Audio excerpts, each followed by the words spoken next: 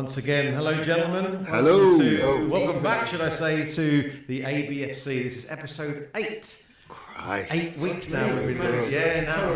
I know. And we've got the usual crowd back again. We've tested the waters with a few people over the course of the past 8 weeks, but this seems to be a staple group. We will have some other people coming to join us possibly. Fingers crossed and some big ones. Yeah, we could do with a few voices from a few other clubs as well. We've got our own London club little clan here, but we'd like to hear the opinions probably of some other clubs around the Premier League as well. But we've got loads of action to get through, loads of action. So Mitch, where do you reckon we should start today? I'm fucking knackered. All right, okay. I'm ill. I'm sort of like starting to feel the festive spirit, but until I finish work on Friday, I won't have that release over me yet. But I feel like I'm coming down with this flu, and I go watch Spurs, and they give me fucking more fucking aggro. Oh, I know. Well, the date of recording today is the 14th of December, and we've got 11 days until Christmas. Boys, are we feeling festive at all? How are we feeling? Just need to buy a couple more presents and I'm sorted. Right, I've only got a 2-day week at work this week, so I think I'll feel really festive. You got plenty of time then. Yeah, I think you feel festive with a couple of Fosters, a few good times. Oh, 100%, mate. Yeah. I'll be getting right in the festive chair. I'm paid early this month as well, which is even better. Awesome. Yeah. Awesome. What about you, Fieldsie? I've not bought a single present yet. Typical bloke. Wait till Christmas Eve? Oh, I'm working Christmas Eve as well. All right, no one Working Christmas Eve? I'm working right up to Christmas Eve. Yeah, me too. We're working Christmas Eve. I'm also working between Christmas and New Year. That weird little You Twixmas must be time. on some serious money. I love that Twixmas period, when you think like, can I have a gin and tonic? It's 10 to 9 in the morning. Of course I can. It's Christmas! For breakfast, I'm going to have a fucking whole tub of celebrations.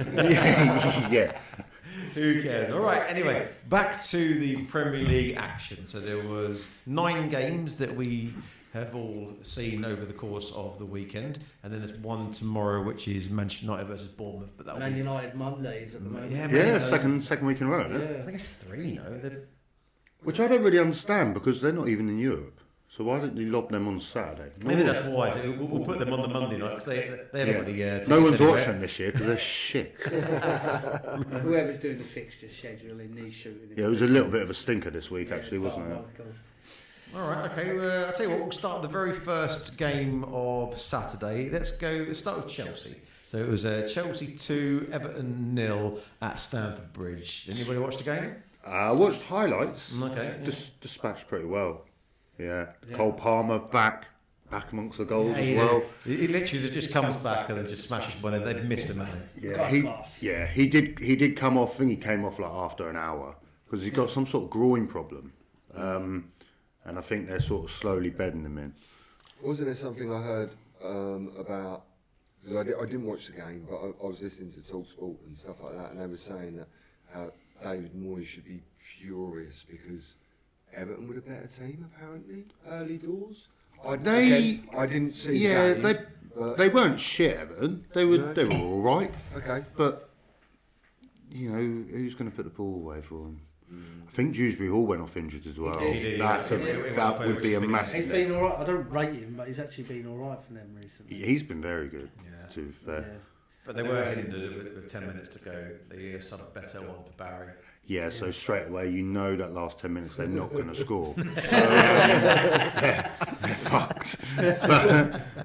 When you get paid all that money to not score. I know, legend. A little bit like when what's the name for United? Nicky Butt getting paid all that money to sit on the bench. What a legend. And that was pretty much what was expected, really. Yeah.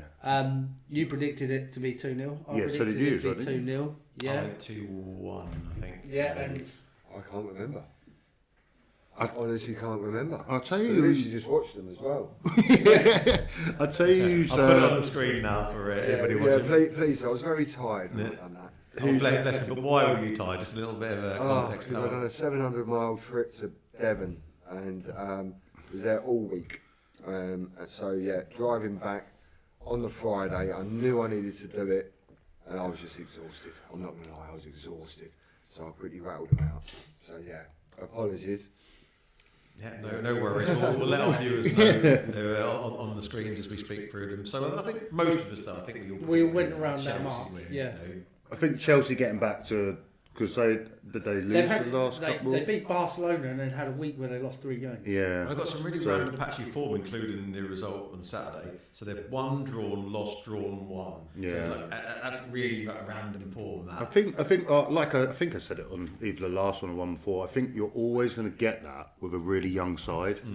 I think, which is really good having youngsters coming through and everything, but they don't really have anyone with a bit of experience to like level edge and go, right lads. There's also something going on, isn't there? Because he came out today. I was listening again to TalkSport, and he I can't ever say his name. Maresca, came out and said it's been the worst 48 hours of his managerial time at Chelsea. Didn't go into any detail and said he will come out and tell everyone. Oh, I wonder what happened on there. Monday. Wonder what happened. Yeah. So everyone's now waiting for Maresca to make some kind of announcement. Basically, it's, there's some speculation about Tom Brody or somebody higher up maybe trying to dictate certain things to him with his team selections and stuff like that. And they were saying that he was referred to as a bit of a tinker man and he didn't like it. But apparently something's gone on and he's going to come out. He said, I believe 48 hours, he's going to come out and tell everyone what it is. But no one knows. Alright, okay. Okay. Something's going on behind the You've scenes. got to feel for him a little bit. If he is being accused of being a tinkerman, well, he's got like a squad of like 30 odd players to Got to choose keep from. them happy. How Why do you not do use it if they're all good enough? Yeah, and a lot of them are going, oh, I don't know. But every time they put on that, what's his name, the Jamie Gittins guy, which I thought was a really suspect signing. He's done all right. He has done all right. He's played pretty well. Garnacho's just Garnacho though.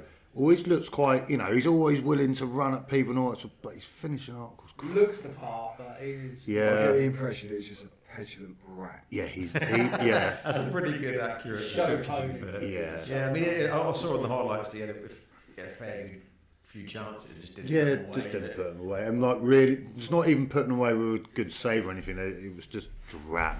I tell you who did play well again, I think he has for the last couple of weeks really, Sanchez.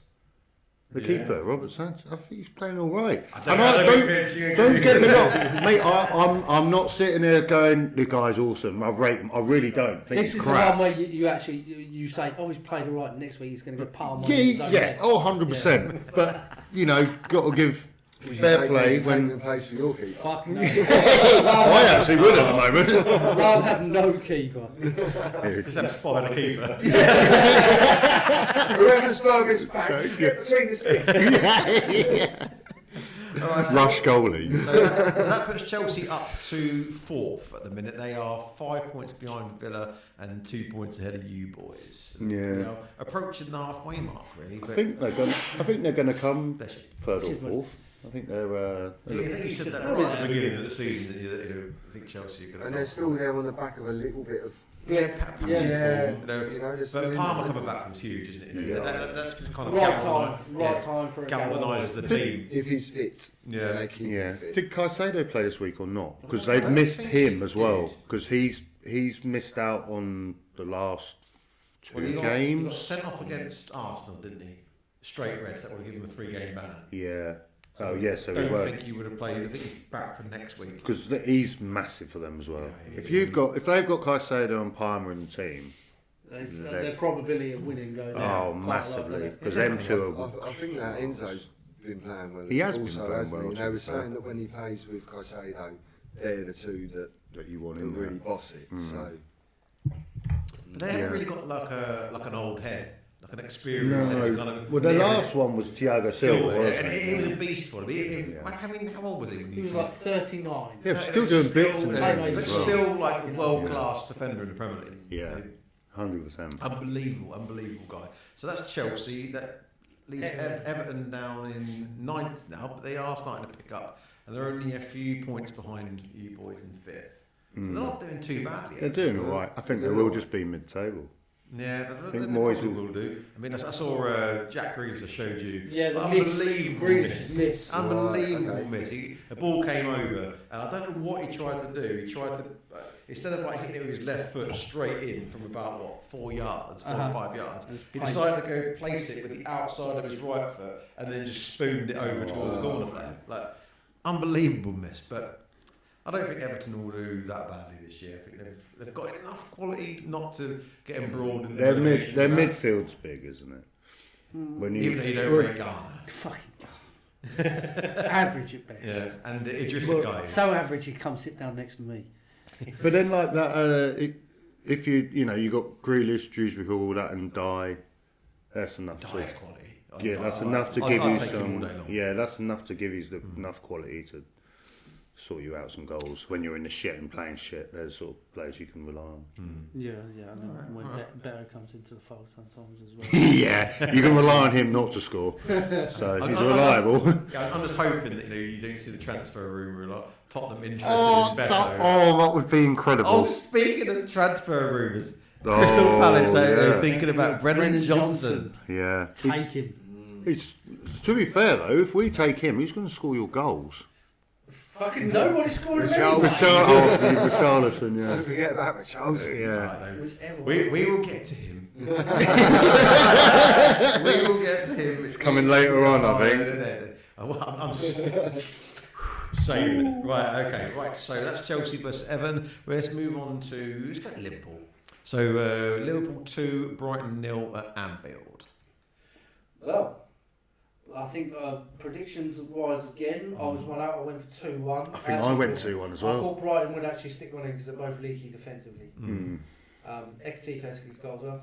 Yeah, He's unbelievable. Yeah, he's really good. Yeah. Even if they're playing shit, I know he didn't score for a while, but to be fair, a lot of that was because he weren't playing.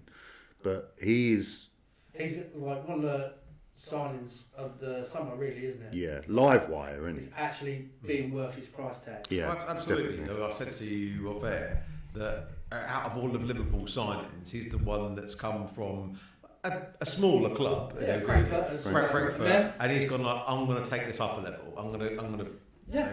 I'm going to show the world what I can do. Yeah, and and he's especially not- with all of these, he's got new players coming in like Bert, he's got Louis, he's got competition with Isak. He's tore the league up. Yeah, Matt, he really has. He's made them lot look a bit stupid. Yeah. You know. I think maybe the fact that they signed Isak as well has meant that he's probably thought to himself, well, I've really got to knuckle down here. Yeah, he's got competition for his Put a bit place. of rocket up his ass. Yeah. Yeah. Yeah. I don't think Isak did it. I know didn't he come on like later on in the game, but he didn't look that great either again. But I don't know how long it's because at the moment they're going, oh yeah, but he didn't have a pre-season. Yeah, but right now we're in December now, mate. Like you're nearly halfway through the season. How long do you need your pre-season? And I'm not being funny, that is an absolute piss poor fucking excuse. Oh, You're a it's professional shit. footballer on that sort of money, and you're at the very, very top Yeah. of the Premier League, because he was last year, really. Yeah, he was, unreal yeah. last year. So no one can turn around and say, oh, he hasn't had a pre-season. Yeah, Get he's himself in the fucking gym, mate. Yeah. Like, I'm not being funny. he's not up to speed. What are you talking about? He's a top striker. Yeah, in the Premier League, it's not like you're buying him from somewhere else, and he ain't got quite used to. He knows exactly what all the defence is about. Yeah. He knows everything. I don't know. He's got a second job. Is he in Morrison's? Yeah, and this Christmas period at the moment, it's probably bored of selling turkey.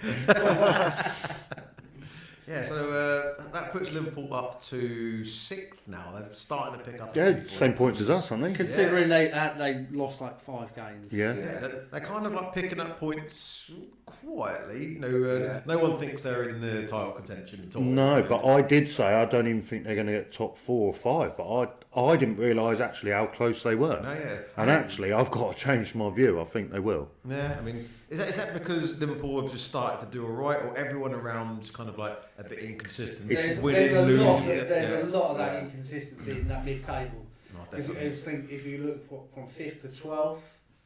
Yeah, from Palace on 26th down to Newcastle.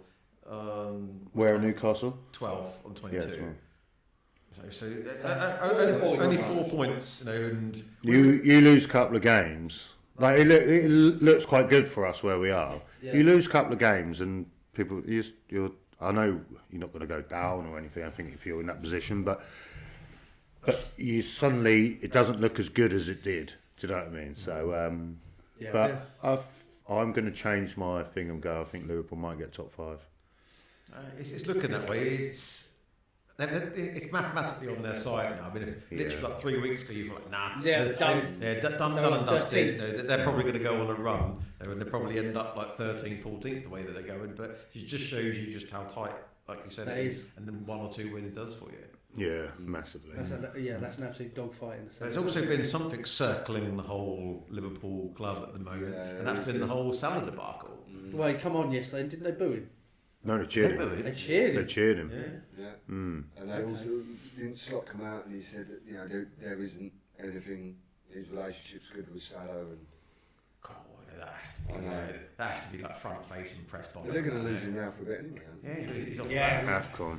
So is it just like, we'll put on a brave face for the cameras, go on, play out there, and we'll really dig deep into the bones of it, when you're away, and analyse what's going on. Yeah. Because for all intents and purposes, it seemed like I'm trying to get a move away to Saudi or over the January period. I think if the opportunity came, he would jump on it, and I think Liverpool should take it. Yeah, I do. I mean, the money they will get for him from I Saudi. think they bought him for like 40 million, like 8 years ago. Yeah. Got all that performance out of And him. what is he now? 33. He's 33. Will they missing that much when they've got Isak and the technique? And you got They that shouldn't Frimpong. You got that Frimpong, who realistically is not a right back. You could put him there. They shouldn't do, should they? And it is, but you've got to be proactive in the way that you move players on and bring them in. Of course you do. Well, they've got to replace him anyway. They've got to start putting a long-term replacement at the club anyway. Because who else is a right winger? What, Do you not think they would have been thinking about that when, I know they've been about positions, but I think we signed in Isak and Teki, and do you not think they've already thought of that? Yeah, I think that's why they bought Frimpong. So I don't think they're ever going to... I don't think they sort of looked at... He can play right back until we get rid of Salah. Yeah. And I think he'd be all right where up there. Wouldn't the Liverpool fan base, we want someone marquee. If you're going to replace Salah, it's got to be big. It's got to be a big signing. Something like Brendan Johnson. They're not doing that yet, though. Is Isak not a... He's a striker, isn't he? Yeah, wait, don't even... Don't even get me started on that shit. Salah's a striker, mate. I don't want to talk about it for ages and ages. I'm sick of saying it. I know that you think he's a striker, and let's not go down that road. No. But he is playing right wing, right, and there's no one else to play right wing. Playing the when right he goes. side of a forward three. Yeah, right, okay. Regardless of whether he's suspended, who's going to play right wing and be a right winger when Salah goes?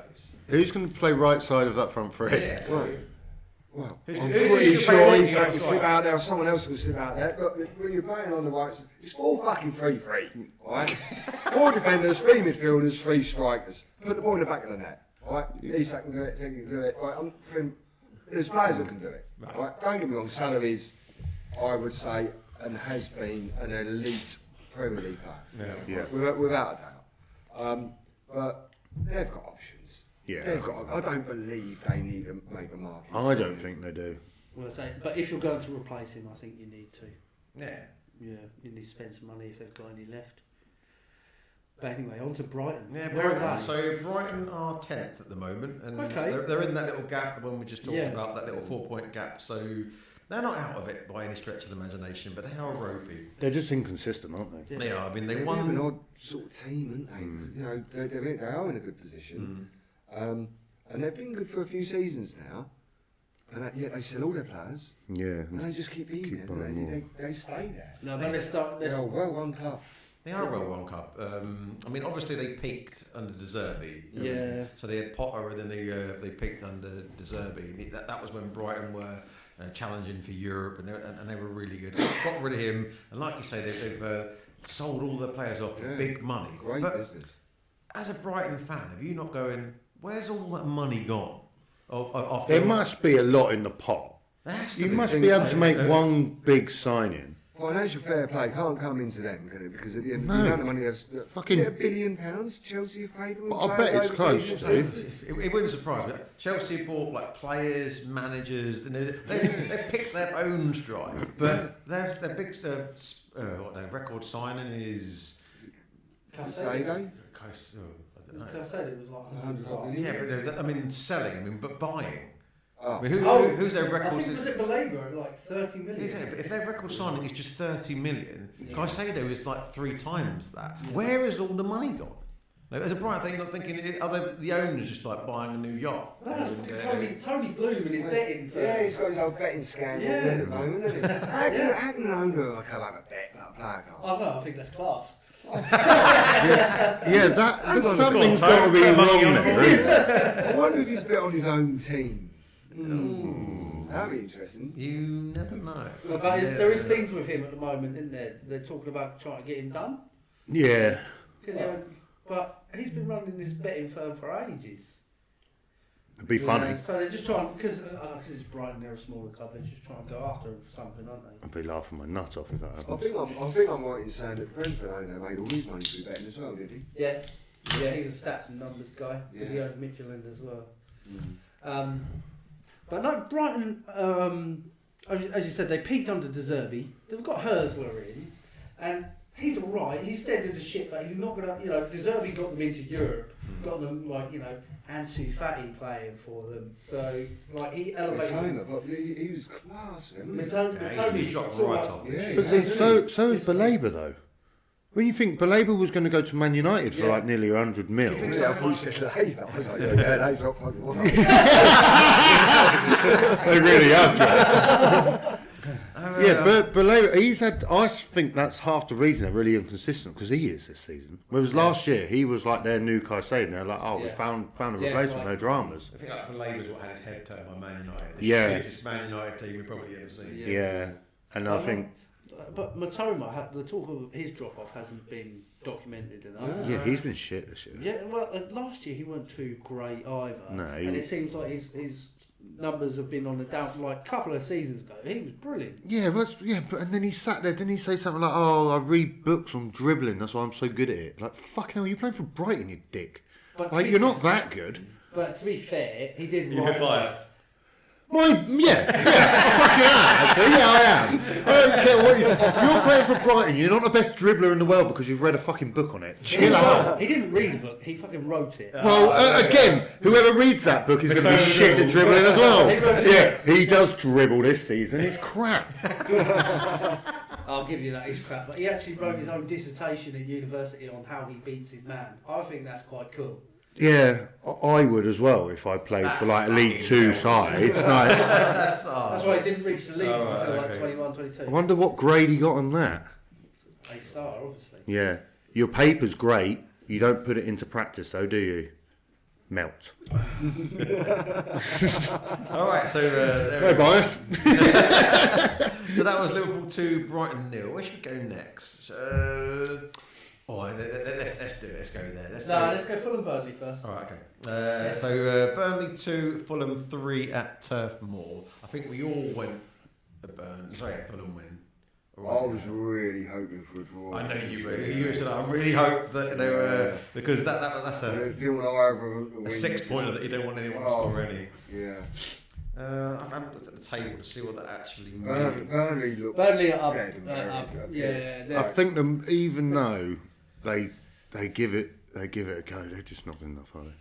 No, lacking. I think we're 4 points clear of them, but I think Wolves and Burnley look like that unless they string together 3-4 wins and then continue that form. But it's them games at home to someone down there. They're the ones you've got to win. Because you just get stretched apart. That then puts them so much further away from a team that they could keep down there with them. Yeah. And that is a massive loss. Beaten by Calvin Bassey. And the thing is as well, I think the thing is as well is that the teams floating around there, they are picking up a few points here and there. Yeah. We've picked up a few. Leeds are picking up a few. Leeds as well. Are picking up a few. But they're not. Yeah, they're starting to get left behind. What's their form? Yeah, they've 5 in a row. 5 in a row. Yeah. But watching the highlights, they just weren't clinical enough. They got out for them. They got in some really good positions, but scuffed it wide, ballooned it over the bar. Yeah, just same old story every game. Really. Yeah, it is. It really is the same old story. There's not enough quality, but I feel sorry for a little bit for Scott Parker because I think he's got them playing quite well. Got him playing they play well. They're just not good enough. which has been quite the case. Whoever's been in charge of them when they come up, Yeah. really, They they don't spend any coin. Since Sean Dyche sort of had them difficult to beat, but they'd get a few results. Cool. You know, they would get results. Yeah. Because he made them just brutes, didn't he? Yeah. Well, you had Ashley Barnes and who was the other Josh one? Brownhill. Yeah, Ashley Barnes and was Ashley Barnes and Chris Wood up front. Yeah. Cool, fucking. Especially G units up front. Just imagine defending against that, especially if it's like a midweek game, but you think, oh, Lissandro Martinez. I'm the butcher. I'll sort you out. Shut up, mate. You're about 3 foot tall, you dick. Yeah, he made them hard to beat, didn't he? And then they've tried going different avenues with their gaffers. Obviously, he came up with Company. Company tried to play this expansive football. It works, obviously. They managed to get a job at Bayern. Yeah. That was so random. But obviously, it did work. You could see a plan of what Burnley were doing, but they just didn't have the quality again once more. And then they changed again, didn't they? You know, what did they concede the least goals last season ever in the Championship? I was going to say that. So I mean, you can have as much discipline defensively as you want. You have to score goals. Yeah. You have to. You know, you could draw every game. Every game. You're still going down. Yeah. You know, you have to score goals. Yeah. So at some point, I'm not, and I know it's really difficult for a team coming up to the Premier League, but at some point you've got to think, all right, look, we're in this position now where we can be as good defensively as anyone. But we're in a position now where we've got to fucking take this by the scruff of the neck. And really have a go. Also, it doesn't matter how good you are defensively. There's players in the Premier League that are just world class. Like you could give them absolutely nothing all day, not a sniff. One chance. They need one chance, and it's things like that. And like you say, to counteract that, you've got to score goals. You know, you don't have to go completely Blackpool and try and only score goals and don't worry about defending. There has to be a. You've got to try and pitch a 1-0. Yeah. Especially at home, and like I say, especially at home, especially when you're playing against people that are down there. Not like Postecoglou or Bielsa, where it's all just go for it. You know, you've got to have a bit of discipline there, but yeah. But I'm hoping, even though I think they will go down, I hope they keep Scott Parker, keep with the same ideas what they're doing, because I think then they probably will come back up, whether they come back up next season or season after, whatever. I think they will come back up, but then I don't know, you just got to find a way to score goals and win games, and that is what they always struggle with. We're talking like they're down, aren't we? I think they will be, Yeah, unless they get some recruits in January. They've got to be seriously good recruits, really, to get And them who out wants to go to there. the second bottom? Yeah, very true. There might be a couple of loanee signs they could buy somewhere that can put a ball in the net, but You go and get yourself a Josh Sargent from Norwich who scored a few goals, but I think that's the best. And don't get me wrong, I believe there are players in the Championship that can step up, but I think that's going to be where they're going to be looking, isn't it? You can't be buying a striker from Europe that's going to come in. I don't think. You're looking at them goals and What's gems. his face? Sims from Coventry. Alice Sims. He's probably going to come up to the. but you wouldn't go Yeah. there, would you? Yeah. You won't go there. You wouldn't leave Coventry to go. But you would pick someone up like your Sargents who could be going down to League One, and he can put the ball in the net. Is he Premier League? No, he's not. I don't think we've been linked with him. He's been in the Premier League before. Yeah, but that was early days in his career. He's actually improved. Yeah, but I just that they're the sort of people that I think they could try and get in on to try and win your games. The thing is as well is that if they did sign a player like him with better players around him, maybe he will do better. Yeah. You know. Because also there are players there that can do it if they've got the service and the support. Well, like you say, there is players in the Championship. You look at Palace, Eze, Walton, QPR, Blackburn. I mean, look what Bowen's done for us. We snapped them off from Hull, you know. It's a gamble. 17 million, I think we paid for him. Yeah. You know, there are players there. So that's where I think. That's where they're going to have to go shopping, I think. I think Burnley. so. But what does that mean for Fulham? They've started to pick up a few results. They won 3 out of the last 5 games. They're looking all right as well. Even the games they lost to Man City, didn't they? 5-4. 5-4. Yeah. So they're putting in a performance, or they're giving up. But then they're doing the ones that Burnley aren't doing. The last two, you got to think though, the last two games they played, they were playing world-class opposition. You got Man City and you got Crystal Palace. You're not going to beat them at all. But fair play to Fulham. They do have players that can put the ball in the net or create at least. They've got Raul Jimenez. They got that Munoz. Probably not quite what Raul Jimenez is. But they got. I like Smith Rowe, like Smith him Rowe, whenever he's not injured. I know Iwobi's a bit of a melt, but he still creates. Yeah, So- he's no muppet though, is he? I don't. Anderson at the back. Shit, mate. No, I can't say that. I can't say. I like Anderson. I was really annoyed when he left. Side was moved that one. Yeah. That's what annoyed me the most about when he left. If he went to like a decent club, Fulham is like the biggest sideways move ever. And then he's not sitting there with an FA Cup, is he? Exactly. He's not an FA Cup winner's medal. No, It exactly. doesn't matter. He's playing alongside Calvin Bassett. Yeah, Oh, That's a baller. fucking Baller. And Ryan Sessegnon. Oh, danger. But I think Fulham will be fine because I think their manager's good enough to get them out. I think the way it's looking at the moment, Fulham. I mean, they were literally like battling relegation a couple of weeks ago, and now they're on the coattails of the people pushing for European places. So, Yeah. That's how tight shit is. Few wins at the moment. He's a really Quite- tight. It's change it. really tight, really tight. But anyway, that was Burnley 2, Fulham 3. Let's do it. Let's go on to the Arsenal. the late night kickoff Wow. on the Saturday. We watched it Oh. in all of its Not so much glory. horrific glory. It was nearly so beautiful. Oh, it was nearly so beautiful, but just for the viewers who didn't catch the game, it was 2-1 to Arsenal. Thoughts, boys?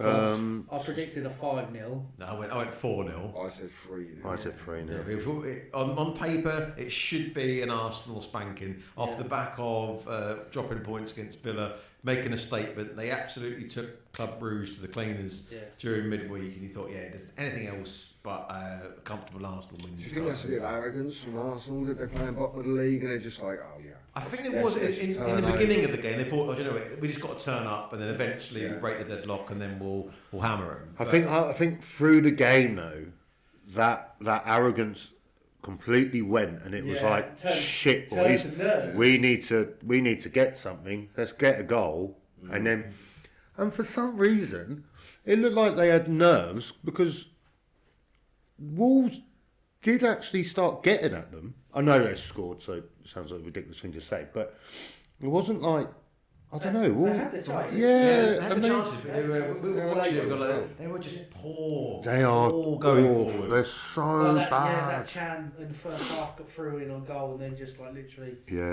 palmed it through. But that Andre is awful. Totti Gomez Totti had Gomez a good is- game actually yesterday. I He's the thought. captain. Yeah. He was the captain yesterday, and you've been slagging him. Yeah. I can't see any. Like, that is a prime, when you're down there, your luck's out. Exactly. Simple as that. You grab a late minute goal, get a draw, and that could be something that can go. I'm not saying they stay up if they draw that game, but you can bring that into the next game and go, boys, we can actually compete with these big boys. I think that will give Wolves a bit of a boost. They look quite cohesive and played as a team. They were resolute. Defensively, they were resolute. Attacking wise, they were. There was a difference, wasn't there, between when they played Man United and they looked like they've never played with each other ever. How many points are they on? 2. They're still on 2. Nearly. It was nearly so beautiful, but taking the Spurs hat off just for a second, Arsenal did not look great.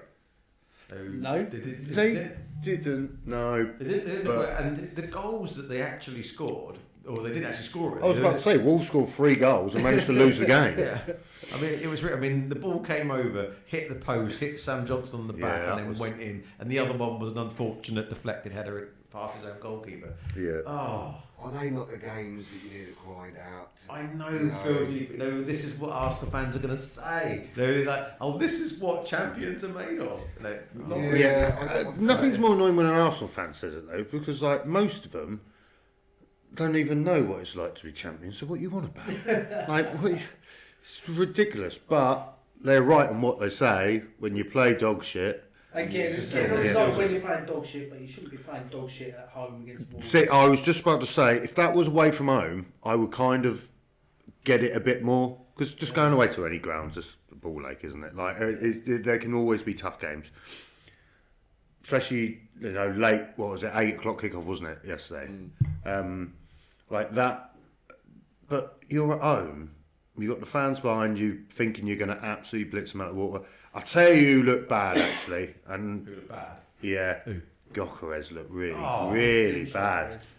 I am not shocked at that. Well, He's played 24 times for club and country this year and only scored in 4 games. Yeah, Wow. I mean, he had 5 touches in the first half. They put it up on a graphic, and I was saying to Tom because he popped in. I was like, "Is he a flop? Can you admit that Gyökeres is a flop? Am I just being Spurs biased here?" How much they paid? 70. No, it wasn't 70. I think it was like 60. 65. Yeah. Something. And how many goals did he score for Arsenal? 7?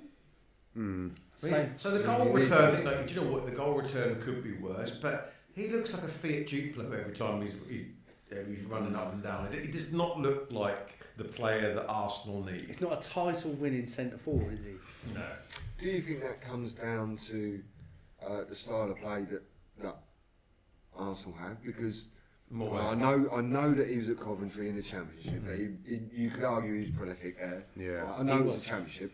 And then he goes to Portugal, and you can also argue 2 points that one, he was prolific out there, but it's a lower standard. But even still, for that amount of money, and you are scoring goals. I mean, he must have scored best part of 50 goals over them 2 seasons to then come into. Well, last year he won the something Muller Trophy where he scored the most goals in Europe. Yeah. Oh, really?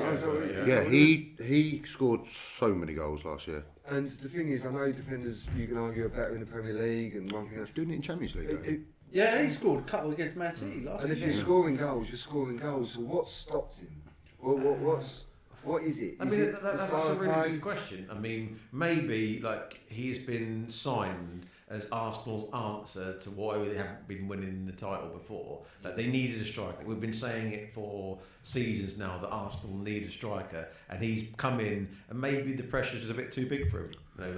I'm supposed to be the one scoring the goals, and luckily enough for Arsenal, they've got goals all over the pitch. So that's why they don't really need him. When Kai Havertz is back though, do you think Gyökeres is starting? Because even when they signed him, Havertz is a proper Arteta player. He's an I Arteta agree. player, I agree. but he's like an Andy Cole.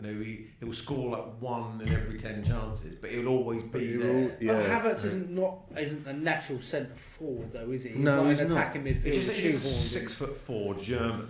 He's like, we're going to pick you up there. It's a bit like why Mikkel Marino, because he's tall and lanky and good in the air. Yeah. But one thing them two both have over Gyökeres is they're both actually agile and mobile. Like Gyökeres, he's a tank, isn't he? Yeah, He is.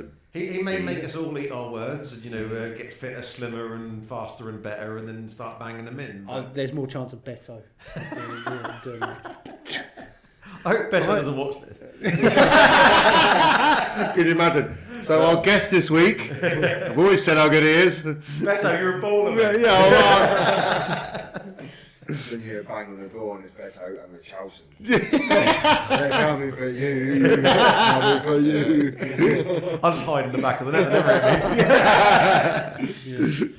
Right, so that obviously put Arsenal back onto they're already on the top of the table, but 2 points ahead now. How does it look for them? Does that expose a few cracks? Yeah, it does. Big Yeah. crack. They've got to be looking over their shoulder, haven't they? I mean, Because let's be honest, earlier in the season, we know a lot of Arsenal supporters, and it was done and dusted. Oh, in October. It In was- October. it We're was going to win the done, dusted. league! mid-October, yeah, we won the league already. It's cushy. We're Yeah. plain sailing.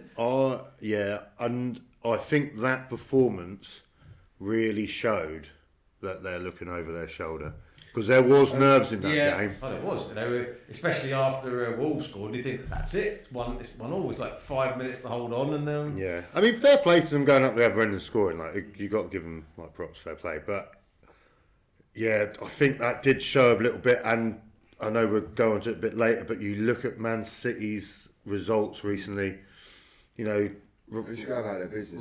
rocking up today, and just that Arsenal will look at that result and go, Fucking hell, to do that Palace away, fucking hell, you just absolutely Yeah. blitz them out of the water. Yeah. And I think they all sit there and go, these lads are after us. Yeah. And the thing is as well, is that I know we touched on it last week, but after the defeat to Villa, probably no one would have really been massively shocked because Villa probably the informed team Way, at the moment. yeah, way as well. But the way next game when you're playing bottom of the league against Wolves, that's the game where you think, and as we all did, yeah, we're going to see a reaction today. blitz them out of the Now water. that Yeah, they didn't get that reaction, and there's one defeat and a poor result against Wolves, yeah. our cracks starting to appear. Is the Did pressure you see- starting to get onto Did you them a see little who bit? had the captain's armband for Arsenal yesterday? I did not. Bukayo Saka. Did he? Yes. And you wonder why they folded a What little. a player. I'm surprised that they. Faltering a little bit under pressure. I'm surprised they didn't have someone like Rice. I'm surprised. As they a- didn't. You thought that Rice is probably the most obvious person to be the captain. Yeah. Yeah, he's a Entire big team. leader in Yeah. everywhere. Where did they get him from? I don't know. I don't know. What? Some What's a player? Let us know what club that is, because they make players. I was waiting for you all to say Chelsea.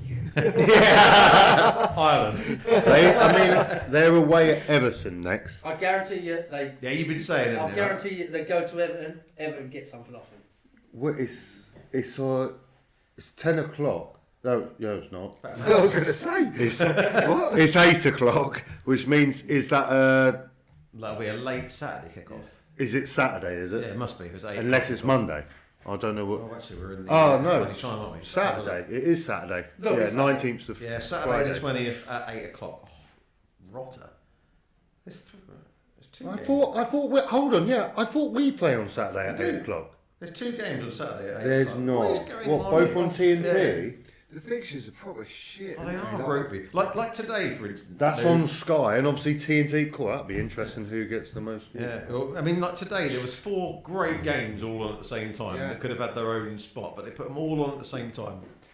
Really weird scheduling. But yeah, no, yesterday it was brilliant. Obviously, Wolves defended for their lives and looked like they were getting something. Then Arsenal scored. And next thing you know, Wolves made a sub, and I went, "Who the fuck is this unit coming on?" I was like, "Oh, okay." Next thing, see his first touch, and I was like, "Well, he's obviously shit." Next thing, he get put in the box, and he sticks it in the back of the net. I was like, "Yeah, brilliant, like this guy." And it was poetry. I It was. like, The yeah. footballing gods have finally answered us. And thought because we all said, could Wolves There was possibly like get a something off them? 5% chance Yeah. thinking that Not Wolves not could a get hope in hell, but And for- ever so close. But For a minute and a half, that looked like a possibility. Yeah, it did, but sadly it did not transpire in that way. So we've talked at length that Wolves are down.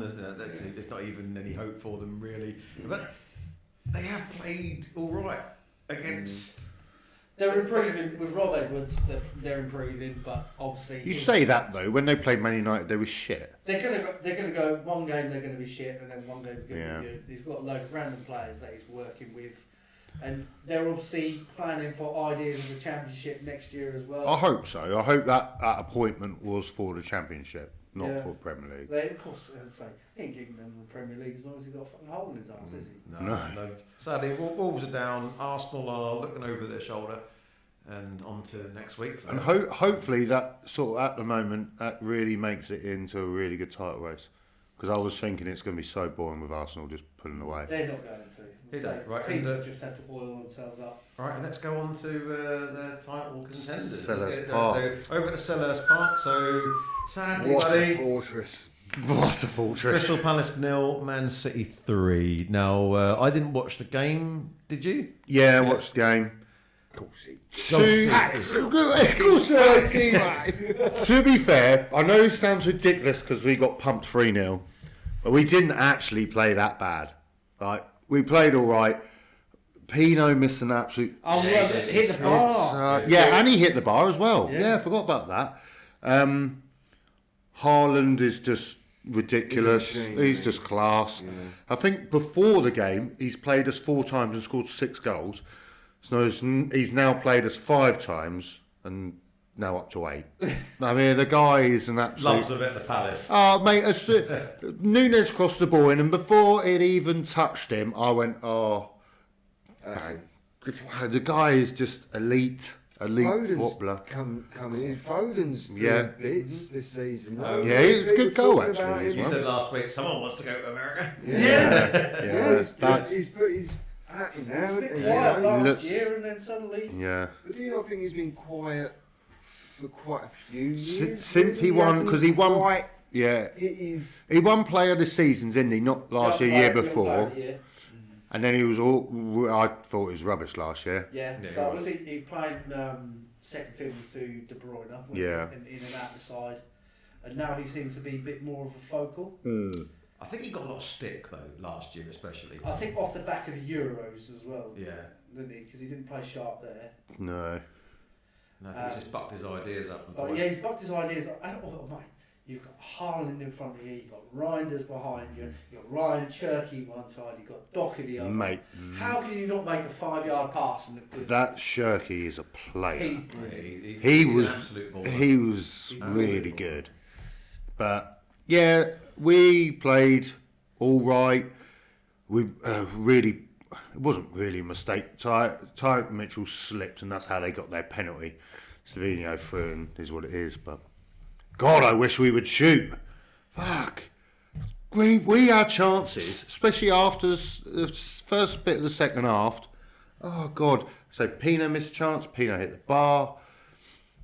Yeah, man, we had our chances. We just didn't put any away. But yeah, Is the Thursday, Sunday Mates Euro- rank. Is it starting to take its toll? I think it started to take its toll about 3 weeks ago. If I'm honest. I think you need break. I mean, the prime example of that when that hit was that Man United game. Really well first half, didn't put them away. Same thing happened like a couple of days before against Strasbourg. Before that, played really well first half, didn't put them away. Everyone's fucked. I think today though, because we rested a lot of players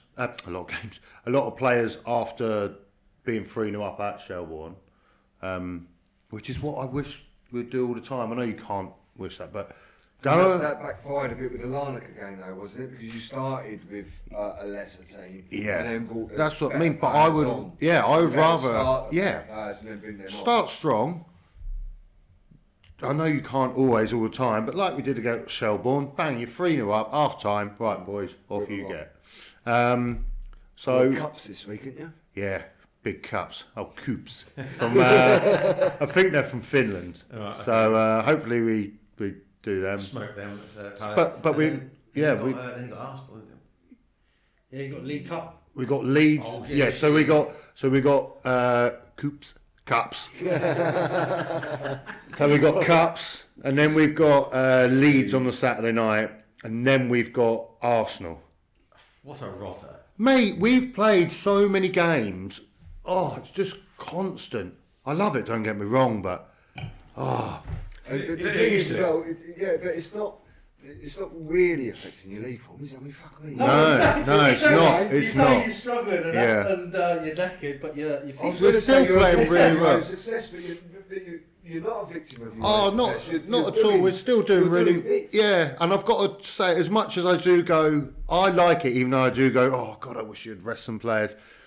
Glasner's way of doing it is, this is my team. I don't really have anyone I can trust, so this is who I'm going to play. If you're tired, lads. Get in the gym and sort your cardio out and whatever. Do you know what I mean? And I know it has hindered us, like say the Man United game, it hindered us, Strasbourg, it hindered us. But I would rather play like that and play your best side, whether you think someone's tired or what. Then no, and I think that's why we did play quite well. Like I say, we got pumped.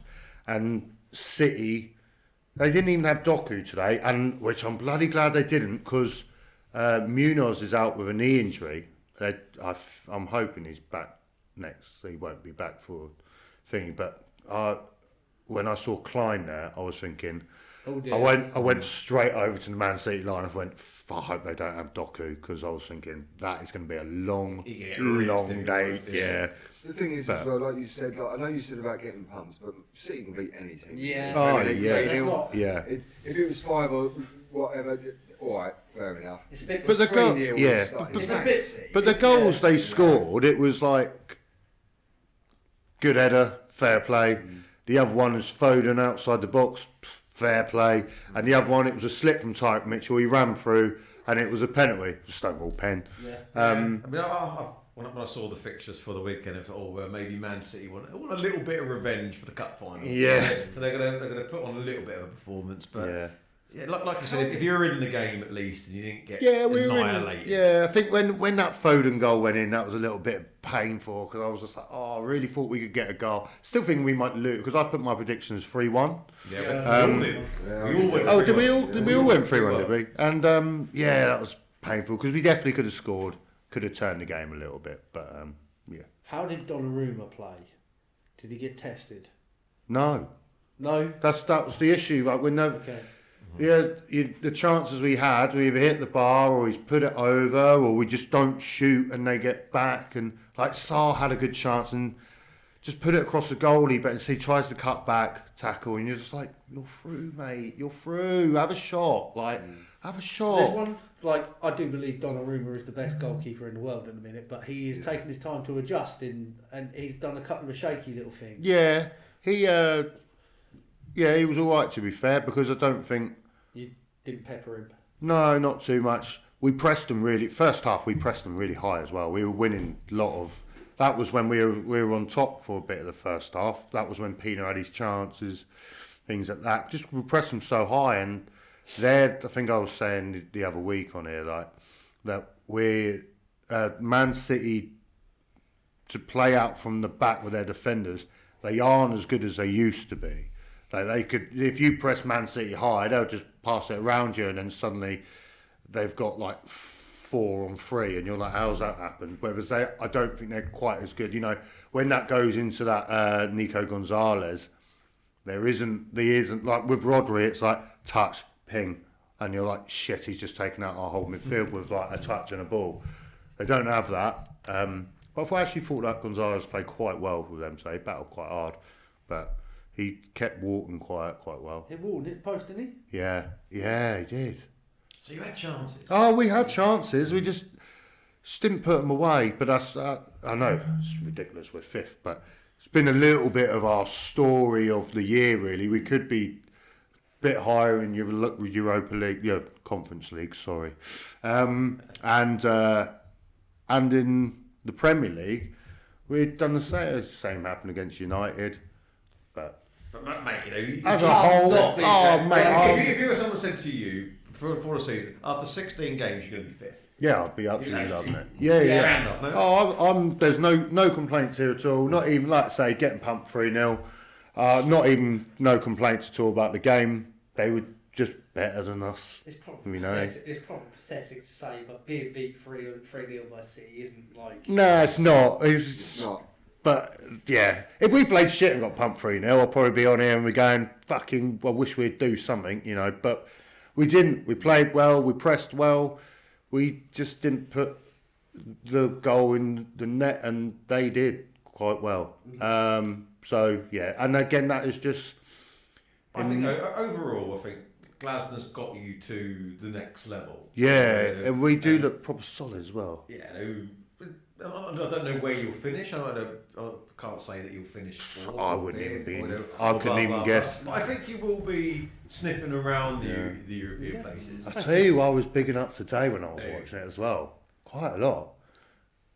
Come on, mate. No, I know, mate. Stop the potty. Just cut it now. But yeah, he played some wicked balls through.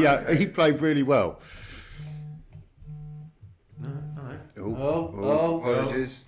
No worry. All right, okay, so what does that mean for City now? So off the back of that, are they starting to pick up a bit of form? On the back of Arsenal's heels with a fag on the go, mate. They still haven't even... I mean, they've won 4, they're 4th in a row now. I really do think that they are... Thing is, when Pep suddenly gets in his head that, lads, we got a chance here, mate. Yeah, we've got a bit of competition here to make it tasty. We can... They are a bit of a second half season sort of massively. Yeah. When that February and March bit was City, they usually don't lose. It's like, let's let them go. Yeah. It's like, wait, yeah. wait, go. We're out. Let's have a challenge. Yeah. Let's let them go, and then we'll have a proper challenge. And I think the only way they won't win the league will be if Arsenal, and it's sounds ridiculous. But Arsenal don't bottle it. I don't mean just the classic Arsenal bottle, but when you've got City chasing you, right, like 2 points, that is tough. That's a tough ask. Yeah. Because City could play shit and they could still rock out 2-3-0 winners just with the class they've got on that pitch. That four at the moment in Haaland, Doku, Shirky, Foden, they're all playing well and they look scary. They do, and they've got players like Savinho and Mamouche who can't even Marmouche, can't even get a game. That's the kind of they'll probably still buy somebody in probably just to strengthen. Wasn't it when Haaland was out, he popped in and was nicking a few goals like last season? Was it last season? I think. Yeah, he was getting goals, but I think the goal of the season was Marmouche's. Is he 16 or 17? Yes. He saves talismanic for them.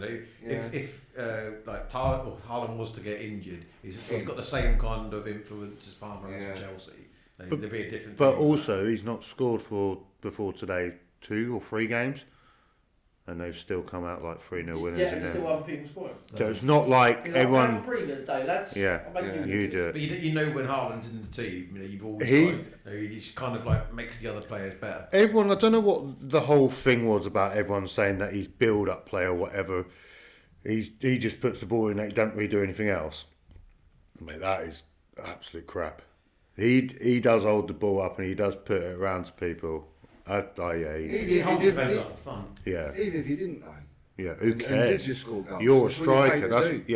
That's what. Yeah, I Let the agree. midfielders up do their job. Just give me the ball. Yeah. I'll take him just purely for putting the ball in the back. Because I think all the other stuff. I know you said supposed like to do. 16 goals in the Premier League, but I think he's got 30 in all comps. That's disgusting. That is not. Yeah. And I was saying to Mitch off there, he's gone past 100 goals now. Yeah. In the Premier League, and he's what 25 or whatever. Can he smash Shearer's record? Yeah. Only way he does that is City, for him to stay. City needs to be challenging for that Champions League every year, and challenge for the title every year, and winning them, not just challenging like. Shouldn't they? They should do. They probably do because it's not like they're not going to. They suddenly stop investing. They will keep. So, that's the only way I see him leaving. But who does he leave for? It's got to be like Madrid. It's Madrid or Barca. That's it. No one else is. No one else is bigger or I better. don't think Barca can afford him at the minute. No, that's what I mean. Playing But- so, wouldn't they? yeah. So Barca's kind of off the table because they ain't really got the dosh. How much would he cost? Oh, don't even go there. But Don't deep even into go 3 there. figures, unless it's like the tail end of 3 his figures, contract. £7.50. Yeah. That's going to be it. And if City are a bit sensible, every couple of years, just keep extending his contract for like 5 years. So Is he's he the constantly most got 5. valuable player in the world? On form, yes. Yeah, but when you Phil think Brooks would be, the most expensive players realistic are strikers because the hardest thing to do is score a goal. That guy makes the hardest thing to do in football. Look like the easiest thing. He could be probably because strikers are the most expensive. So it's probably either him or the potential of Yamin Yamal. oh yeah, And Pedri's probably worth a few bob. yeah. Mbappe. But they're only worth a few bob because of their age. They're good, but because of their age and the high sell-on value. Yeah, and you're paying for the ceiling that they could Yeah. get to. Whether Haaland's just kind of like you're paying for the quality of what he's got now, Yeah, let alone who he could develop into. Yeah. How old is he? 25. That's He's still got another couple of years to develop. That's That is scary. absolutely disgusting. Like, what is he going to be like? Like 28? If he gets better, that's not even fair. Like, it's Stop it! Stop it! How can it not be Christmas and you scored 30 goals, you freak? You can't be that good. Like, but I love him. Got to be pushing $250 million, isn't he? I mean, because who would City buy? Yeah. At the minute, you can't replace Erling Haaland with a like-for-like or better striker. No. No, that's why I think, like you said, he's got to be the most valuable player because there's no one like. The closest person I can think to be like Haaland is like Harry Kane Yeah. because he's big and he puts the ball in the net. But even Harry, he's not He's not Haaland. He's not Erling Haaland. He's sensational. He's fucking Yeah, quiet, don't get me wrong. but But he's not Erling Haaland. No. Like, yeah. And where was Kane at 25? He weren't doing that. Norwich. On the bench. But the guy is just something else. He's so good. Right, so but back to City. We've all said for weeks now that we've all tipped them for the title. Has that changed or Nope. No. No, Yeah, still I'm for going the to go title. to City. They're just starting. They're just getting started. All right, City for the title. But let's move on. Let's move on to the next game. Let's go to the North East Derby today. So Yeah, I'm really annoyed. I think when I went a minute ago, I heard you say like, "Oh, it's such a shame there was 4 good games on at the same time, and you had Brentford and Leeds." How is that not its own slot? Yeah. Like, what is going on there? Why is that Who's not the Sunday picking that? 4:30 game? That could be the Sunday one. That could be the Saturday night one that they had this thing. That could should even the be. prime time. Yeah. I mean, I get that you want to put it earlier because Yeah, of because of the crowd fans. trouble and Yeah, cool. or whatever. But have it its own slot. I mean, they could have played it at 12 o'clock today. Yeah. Why? They Why could have didn't played it at 12 o'clock today. But yeah, there was 4 and they were all tasty fixtures today, all with like a little sub. Yeah, because you had some Man City chasing Arsenal. You had that. You had Tottenham because it's at the moment funny to see what Frank is doing. You either turn up or Yeah, you the thing is, shit. we'll get onto it, but we had a bit of needle with Forest over the whole Gibbs White thing. Yeah. There was yourselves against A Villa at the moment. Yeah, so team they're, in they're form. all good games in their own right. Out of the 5 that played today, the shittest one Unless had its own time. had its own time. There's no disrespect to Brentford and Burnley, but I think even their Brentford and Leeds, sorry, but I think even their fans would admit, like But it was They would probably have liked to have gone and watched that game and then gone home to watch the North East Derby. They could have been in the pub beforehand watching a fucking classic, you know. But that was kind of the same as last week, like Palace and Fulham in their own slot. They're like, why? Like, no, I know I like it because I love watching it, but I'm a Palace fan, and I can imagine the Fulham fans love it. But actually, as a neutral, you can probably pick a better game than Palace Fulham. Yeah. Like, it's not the greatest. It was quite a good game, quite fun. Don't get me wrong, but there's bigger games that you need to be putting on. Oh, massively. Yeah, that was a weird fixture. But anyway, let's go to the actual fixture. So it ended up Sunderland 1, Newcastle 0, and we all pretty much went like a high scoring prediction. Yeah. I think I went 3-2 Yeah. Sunderland. Yeah. I think. Yeah, I mean, Sunderland. I had a real feeling Sunderland were going to win.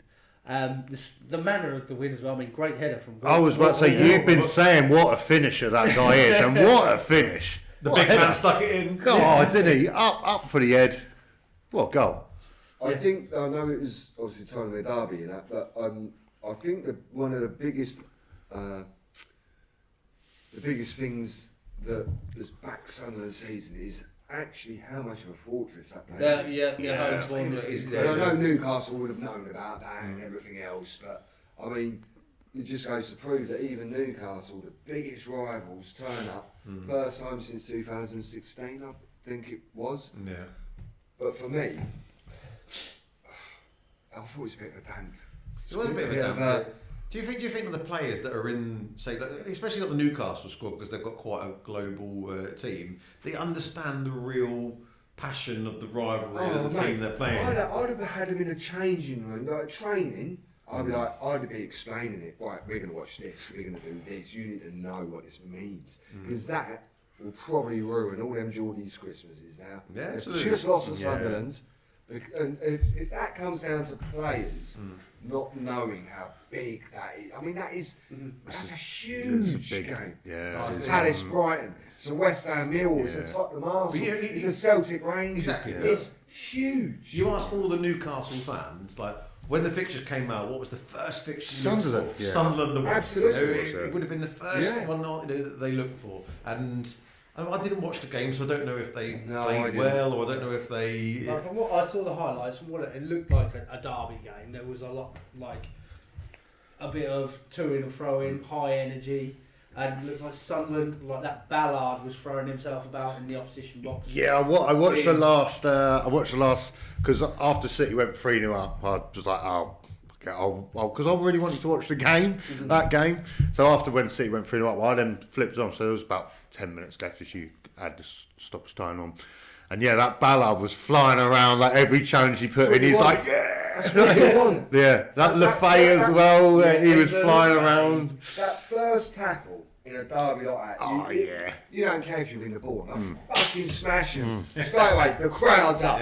Yeah. The crowd's up. Yeah. Like 30 seconds in, boom. And it's the you've almost won the game from that one tackle. It's the whole crowd. You got the home fans like, yeah, get in. You got the away fans going, fucking hell, game on. That's so important. Yeah, That's so important. But a lot of people are saying that Sunderland is actually probably one of the best home atmospheres of the whole Premier League. I can imagine. I can really imagine that. I can see that. Because they've come a long way as well, haven't they? Because they did a double relegation, didn't they? Yeah. They went all the way down to, they didn't go to League Two, did they? No, They went League One. One. But I think they struggled in League One, and then they had a lot of financial difficulties, didn't they? With Rodwell, Yeah, Jack Rodwell, it was, yeah. So, they've come a long way. Yeah. Fair play to them. That today would have been the biggest game probably bigger than the player final. Yeah. Probably bigger than the player final probably. when they got promoted today. Yeah. So Yeah. I don't think Newcastle, maybe the players didn't quite get it. Did you see after the game because when Newcastle went there, was it a couple of years ago in the league cup game, yeah. and when they won, Newcastle took a picture in front of their fans and everything like that. Right. So obviously Sunderland went there, they got everyone there and got a picture because they won, just the one. A little bit of shit house. Brilliant. I'm here for it. I'm here for it. Yeah. I'll tell you what I thought was quite a nice little thing as well from the neutral watching it is it was on the big screen. Sunderland and the badge, and then it was just away team. Wasn't it? Visitors, it was visitors. No badge, no name, no. Visitors. Visitors. I saw that. That's class. Yeah. Oh, love it. Yeah, just the little tap. Shit house. Yeah, A little thing. I love things like that. Yeah, It's so good. But I tell you what, if you would have told a Sunderland fan that Christmas time he'd be 2 points off Champions League, No chance. Anybody, you'd be like, nah. We all tipped them. We all have to be like down where Leeds and Burnley and and everyone is. But no, they're 2 points off Champions League. But ironically, if you asked them that as well, they would have probably turned around and said, "I don't give a fuck as long as we beat Newcastle." Yeah, probably. Priorities of the league, stay up, beat Newcastle. Beat Newcastle. That would have been there. But do you know what? Fair play to them. Yeah. Fair play to Sunderland. And I'll be kind of like, and I'll be supporting them a little bit. Like, go on, Sunderland. I think it's a bit of a like when. Sorry, Leicester Michael won- Carr and Brad. Well, I think it's a little bit like when Leicester won the Premier League, wasn't it? It's like nearly all neutral supporters wanting Leicester to do that, and I think that all neutral supporters just want to see Sunderland put the cat amongst the pigeons. Sunderland put the cat amongst the pigeons and Man City. Let's mess it up. Yeah. Let's mess it up. Yeah. Why not? But that loss puts Newcastle down to 12, but they were right down there a little bit, so that's not the end of the world for them. I mean, they're still. But they're stuttering. They're faltering at the minute, aren't they? They've got some good quality in there, but Do you think they're going to get Champions League? no. I was gonna think actually they ask will. a bit of a different question. Do you think it's time for a change with Eddie Howe? Not yet. With the money coming. that they've potentially got to spend Yeah, but they don't next year. spend How it. long's though, he do been they? in- Oh, but because they- of the next PSR. year, Yeah. I think they I think that would be harsh on Eddie Howe I think it to would be be. as the interim manager before Well, they. what if they don't qualify for Europe? What? Nothing at all. They're 12th. That would be a Do problem. you see what I mean? That would be a problem, but then who do you get to replace Eddie Yeah. Howe? There is someone out there. He's done quite a good job. He's won their first trophy, and he for a very long fucking while. Yeah. He's taken his time. He developed a good team there. He's got tunes out of fucking Josh Murphy, Yeah. Emil Kraft, I like him. Fucking Joel Linton. Joe Linton as well. So he's doing. I don't think he's amazing, but I think he does a really good sort of like I standard mean, job. it's not exactly got the best tools to work with. Not really. Maybe Eddie Howe thinks, all right, don't get rid of me, and he might get a better job. I think he'll get the England job. Potentially, can he? That's I'd when be I. alright with that. Yeah, so would I. I'll be Get well rid of happy the with that. German. Yeah, after he wins us the World Cup, Is he German? because the German can go. And says Auf Get Wiedersehen, yeah.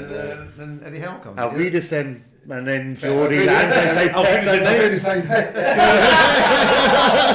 Oh mate, you just wrote the Sun newspaper headline. Oh, I know. I'll tell you what, I'm copywriting that.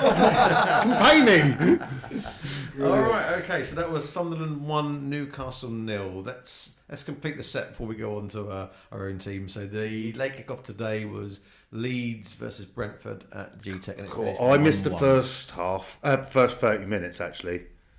Yeah. That was a bit shit. Didn't see it. I watched the last 10-15 minutes of the first half, and it was dire. Also 8 It weren't good. But 4 games in a row now. Calvert-Lewin. Oh mate, your guy. Mate, he's. What a player. I'm thinking he might take Kane's space in England too. What a player. What a player! Oh God! What a bloke! But I mean, there's not really much. Like, the only thing I'll say is I actually thought early on in these podcasts that I overrated Brentford because they've been sliding down the table. I've been backing them in my predictions, and you said that they were in a false position. Yeah, And I believe I that's, think, I believe yeah. that's coming Yeah. true. I think I overrated them as well. They sold a lot of players. They didn't really replace Keith them. Andrew now. Yeah, I mean, think, he's shown himself to do okay from his start. They're not going to go. I don't think they're going to go down. No, I think there's worse than them. But I don't know, you know. Be interesting. I think it's like I don't want to. Obviously, we're down there, and I'm not saying we're better than them or nothing like that, because we're not as table stands. But I can't see them doing much. I can't. I think they're going to be. I think they'll be like 14th or something. I don't know. No? I think they're going to. So when you look at the league table, for me, there's one team going down. They're 14. One team is going to join Burnley. and Wolves. They're a lot closer than I thought they were. And I think that place, as it stands, is between us, Brentford, and Leeds, right? But I think one or two others might join that pack. And if we win a couple, if Like Brentford Forest nick could one, join, Fulham Forest could join. I think Forest will be all right, but Yeah, they'll be there I or do. thereabouts. I think Bournemouth are slipping, right?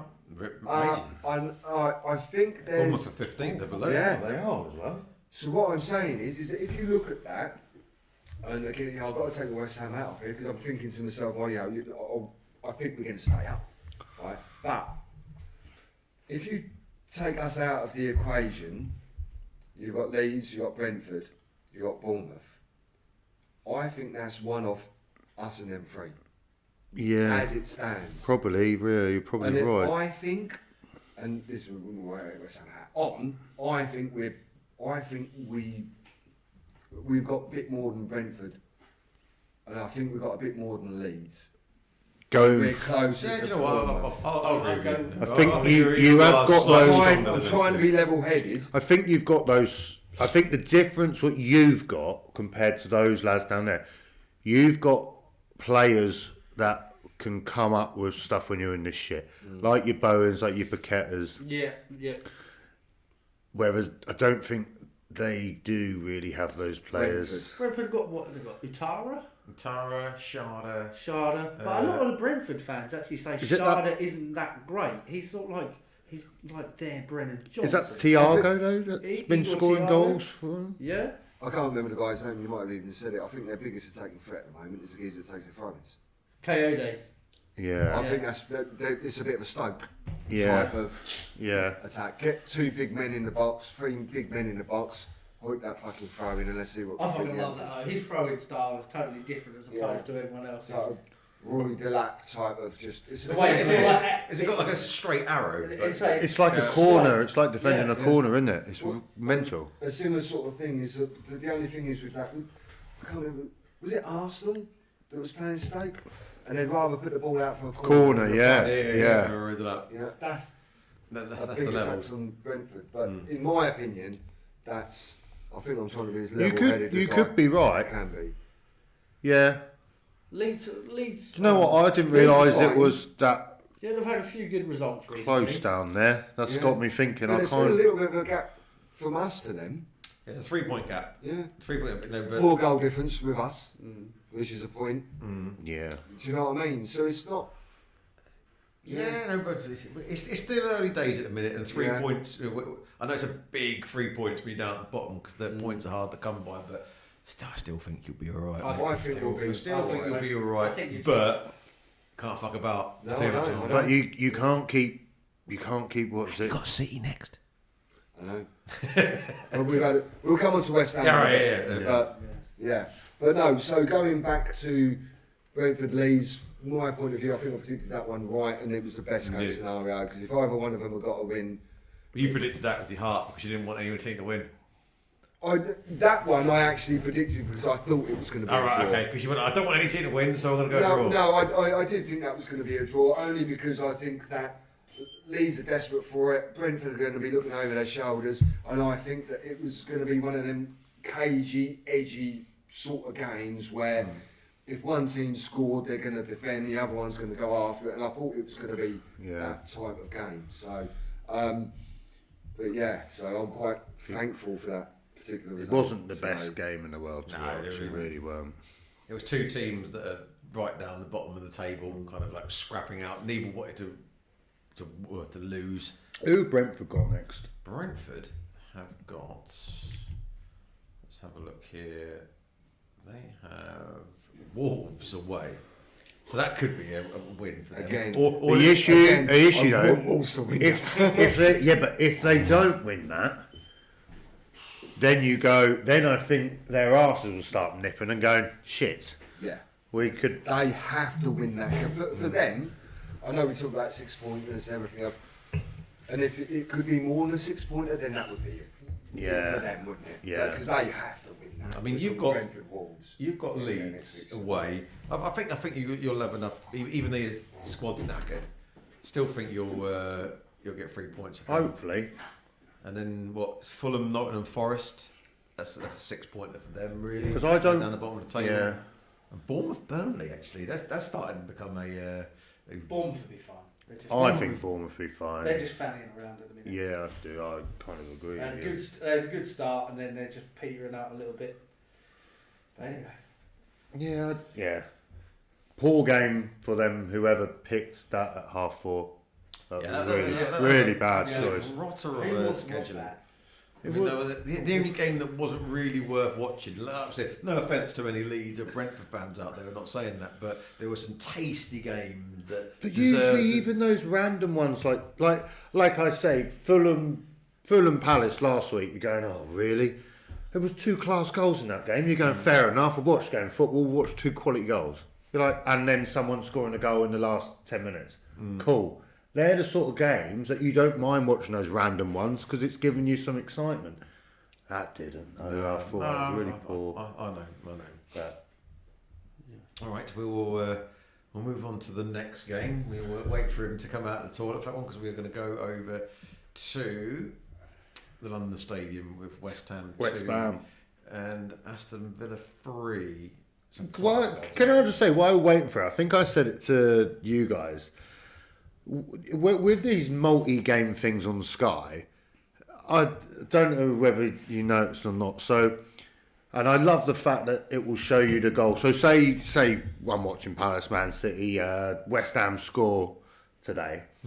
What happens is you're still watching your game, like on the whole thing, and then in the small bit, they put the screen to show you the highlight.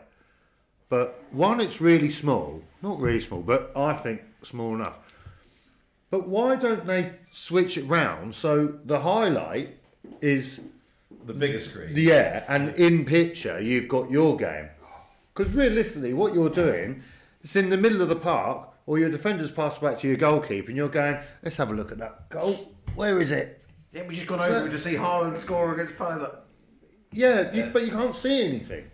Well, you can, but you're like, why don't you just do it so I can see the goal proper, and then my game in the back when I'm watching them fucking around with it at the back, I'm not too worried about. Right, so this is a shout out to the broadcasting team at Sky yeah, Sports. need a hand. Yeah. That's just basically like me going in and fucking laying the carpet upside down and putting a fucking underlay on top. That's fucking underlay. bullshit. Arriba. Right, so Fieldsy, we're over to you, mate. London Stadium today scored 2 goals, but unfortunately Villa scored 3. What's your take on it? So this is what we spoke about earlier. So in my predictions, I called a draw. That was more really Heart over head. Yeah, it was. But obviously we're in a position where we need points. Did I think we was going to beat Villa? No. They're the most informed team in the Premier League at the moment. Yeah, they are. But he went in front twice. We had a go. I think that I would have been. Would I have took a point? Obviously, I would have. Losing the game, funny enough, I've come away thinking, all right, fair enough. Like, we lost to a better team, but we had a fucking go. But you had a go, We and didn't you have lost to a wonder goal by Roger. Oh yeah, quality that was. And Have you seen it? No, Seen the I've goal? not. Oh mate, Yeah. fucking great goal. I work and busy, but sorry, Rosanna. But to go 1-0 up, first minute, I was like, all right, okay, brilliant. Yeah, But lot of game to play. we've got a long way to go. Almost like, when you score at first. You score too early, It's you're the like, worst. Yeah. Hope that there. Oh, fuck, here we Stir up the Hornets. This is going to be 11 men behind the ball now. But when so when Bowen scored, I thought, all right, okay, we're having a go. Yeah, And it's these sort of games. So for me, okay, we lost the game, but I have taken more from this defeat than any other defeat. All right, okay. we've had this So season. what did you take from it, even though you That think we're having a every now- go? And I think, I think I can speak for a lot of West Ham fans here, is that one thing with our supporters is if you lose a game, but you can see that everyone's give it their best, you'll clap them off the pitch. If you lose the game, right, you'll clap them off the pitch. And that's how I felt today. Okay, yeah, a bit gutted to lead twice and not get the 3 points. We lose to a wonder goal against the most informed team. Right? And going back to, I think that's 2 defeats in 6 now, of which the 2 defeats was Villa and Liverpool. We've picked up a few points, we've beat Newcastle, beat Spurs, so we are picking up points, which gives me a bit of hope. As you alluded to earlier, we've got City next, and that I think will be the end of a bit of a horrendous run, apart from playing Burnley that we did. But a couple of things. So Wilson's done really good for us. Yeah. I was really underwhelmed when we signed him, if I'm honest. But he's done really well for us. He's been on the bench for the last 3 games, and he plays some of it up top. And the only thing I can think that maybe he's thinking is let's keep him fit to the Christmas period and January because there's winnable games. Yeah, Right? Yeah. exactly. We've got If Wolves, you've got we've got Villa and we've got- City all like that, let's keep him wrapped Yeah. up, keep him on ice, and then unleash him against Leeds or something. And I think that Falkirk weren't even on the bench, so I think he's going to be going in January. Yeah, he'll go. So do you think you'll then invest by trying to get a striker? yeah, I think we will. Who are the Dildo twins going to invest in this time? I think Josh it's Josh Sargent. I do. Really? Yeah, Do I you? do. Yeah, I do. Look, they're not going to spend mega money because they have spent mega money. Right? Yeah. So we are spenders. But I also think they're going to be looking at it and thinking, fuck me, you know what, we can't go too mad because if we do go down, we're fucked. You Yeah. have to We are loan fucked. someone's prospect striker to. They're not going to sell them to you, but go on. Yeah. Play for experience. Could always try and do kind of what a Villa did, maybe not to that context, or they loaned Rashford and Asensio last year, and you're like, cool. Yeah. Well, Try and do something like that. Who would we? I don't know. Is the truth. I think we need 1 or 2 because we're going to lose Wan-Bissaka now. We're going to lose Diouf now. And I know it's not the January, but I mean running into the Christmas period and the African. Who's Wan-Bissaka play for? Is it? I don't know now. DR Congo, isn't he?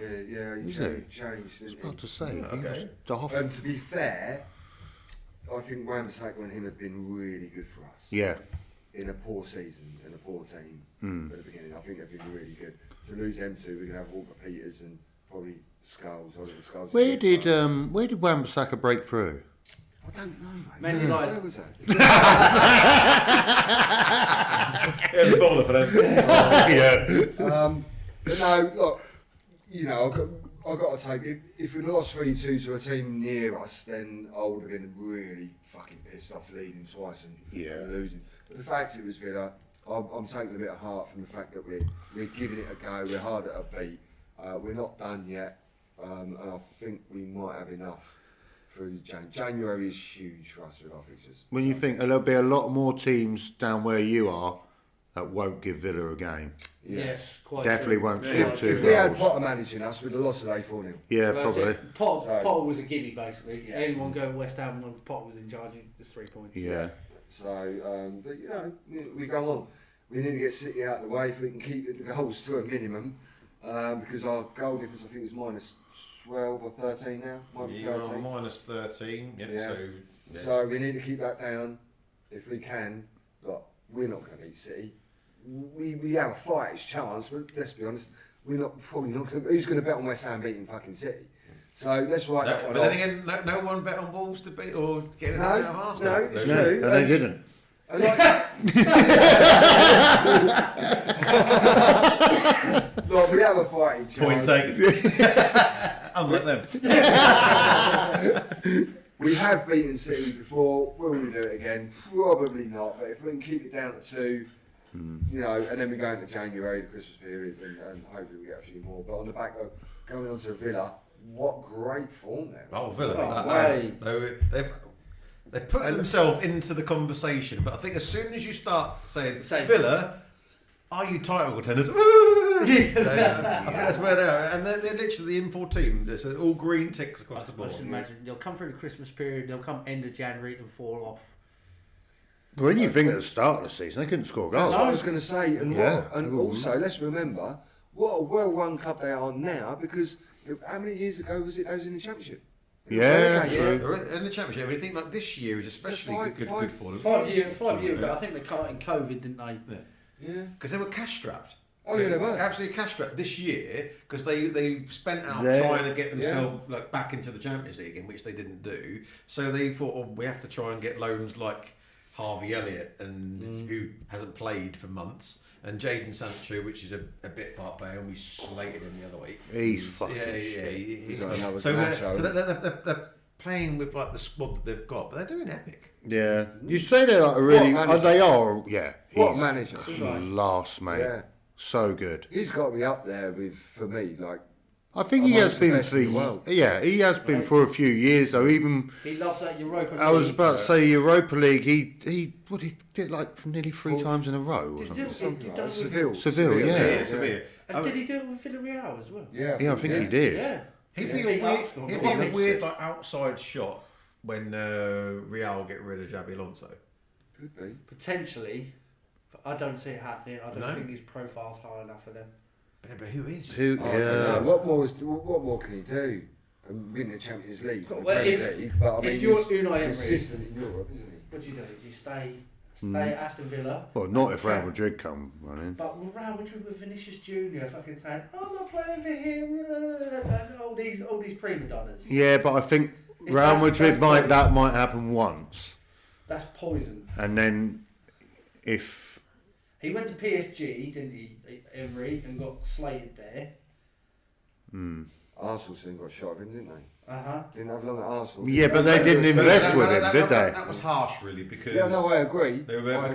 he wasn't Arsene Wenger. It was a bit like Moyes was a hiding nothing coming after Ferguson. You just wasn't God. But and the other thing, the Cronkies didn't invest like they are now. No, when he was there, and I do think if the Cronkies decide to invest like they have done under Arteta, you could have been looking at Arsenal winning the league 2, 3, 4 years And- ago, and you know, but they didn't. The team that he had, I mean, fair enough, that his team won that FA Cup, which Arsenal are so proud of, and but he had like troublesome players. He had Aubameyang, Mesut Ozil was going AWOL. You know. Oh yeah, So he had this. Didn't have an agent. He had Cedric.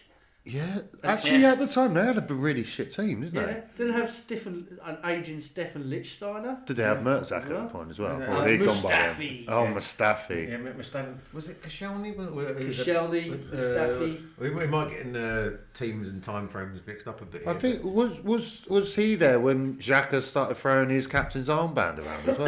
Is that him? I think that could have been. but- No, that was Arteta, no. I can't remember. That's what I'm saying. I don't know. I can't remember because this process that we've all got to trust from Arteta has gone on for so many years. I Phase don't know 43. yeah. Thing is, I'll eat my words when I win this. See, told you to trust the process. Am I the Yeah, only alright. one when I look at Emery and I just see Alan Partridge? Am I the only one? Alan Partridge. Yeah. That's a Steve little Coogan. bit. He's got a bit of an Alan Partridge stroke Dracula kind of. I was going to say like a James Bond villain. Yeah, that as well. Good evening, Mr. Bond. Scaramanga. Nuno, I've been expecting you. But do you know, in all seriousness, do you think Villa have got any realistic chance of? Well, let's just say a couple of things: A, going for the league, or B, going for the Champions League spots. Top 4, yeah, or top 5, shall we Yeah. say? Definitely have got Yeah. a massive chance You in look that. at, yeah, you look at them like from a perspective of where they are now, and usually, let's say they're in the title race now. So if 3 teams go through into the new year and you call it a title race, one of them will fall off in January, and it becomes a 2-team Yeah. title race from February onwards. Villa And I will- think January will be. the time And for them Villa. being they're in the Europa League, right? Yeah. They might get lucky and be able to pull. Actually, they're in the Conference League, aren't they? No, what Villa? No, they're in the Europe. They're in the Europa League? Yeah. Okay. Well, Villa's next fixtures are Man United at home. Win. Then they've got Chelsea away. That will be interesting. That will be an will interesting be. That'll be a Then- test. Then just before New Year, Arsenal away. God, they've already done them at They're home. huge. That'd be game. amazing. Right, if Good they- evening. just say for instance they do beat God, United that'll and they be do good, scrape a wouldn't it? win against Chelsea, which is doable, and then it's like a massive 3-pointer. That will be. That'll be a great game. I'm cheering Villa on. Yeah, so am I. Cheers. Well, I 100%. can't fucking cheer on my own team, so yeah. Yeah, might as well. We'll be down with this boy soon. Cool. That will be. Cool. That will really. Yeah, That could really I think the change. telltale sign for me will be they're going to lose, and this run will be over, and it's how they react. And Well, it they bounce depends back, yeah. who they lose to and what their next game is. So, like, if they, for example, like, if they drew at United, lost at Chelsea, I'd back them to beat Arsenal. I think so. Do you reckon? Yeah. But will they have to react? There's no European games over Christmas period. And that would be, I don't know, it's going to be a really interesting time. That'll be an interesting one. So it's one to watch, Villa. You know, I'm hoping they actually win, and then it goes into that Arsenal game, and that's like more crunch than. And the other thing, nothing would be funnier if, like, say they drop a couple of points and Man City are level with Arsenal, and then they've got to go play Villa. That Villa Arsenal game then, because Arsenal will be shitting And themselves. what's the point? So The top 3 places are Arsenal top with 36, Man City second with 34, then 1 point behind on 33 is Villa. That is What's tight. Chelsea after Chelsea are 5 points back at fourth. okay. No, so Cool, they- they've got a bit of a space well, they've on had Villa. they've had a bit of a lull, and yeah, they've had a bit of a, Yeah, oh, Chelsea yeah, got didn't they drew, lost, and then drew, and then Yeah. that kind of like put them out of the runners It's a little bit. between them three.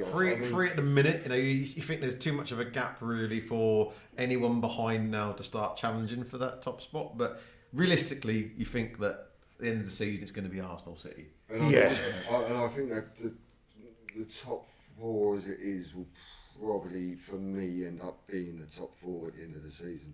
Yeah, I think they'll interchange places a little bit.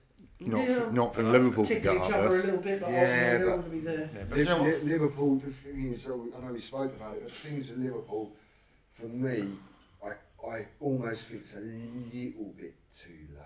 A little bit. Only because It's a little bit today, but they could go to. Well, they can. They could go to Fulham next week and lose 3-0. Yeah.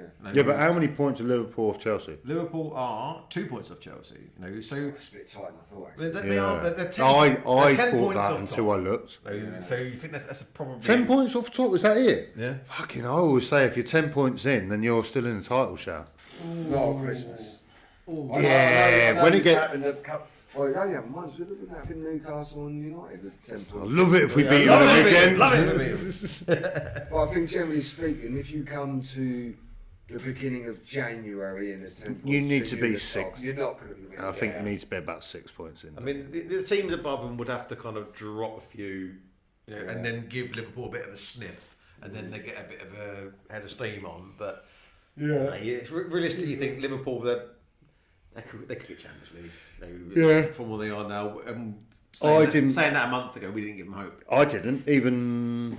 I don't know about last week, but week before, I was like, "That's it." I think they might be Europa League bound, but I'd take that back completely. I think they are going to get top 5. I think it's a typical Liverpool thing that they'll go on and win in Europe anyway, so they won't need to finish. I think, and probably Liverpool would definitely. That would be a very Liverpool thing to do. Yeah, that would be. They're definitely going to invest in more players and they'll definitely strengthen the back. We chatted about the possibility of them going for Gahey again, which they're probably likely to do. To be fair. Yeah. But all right, okay. Who's the next game?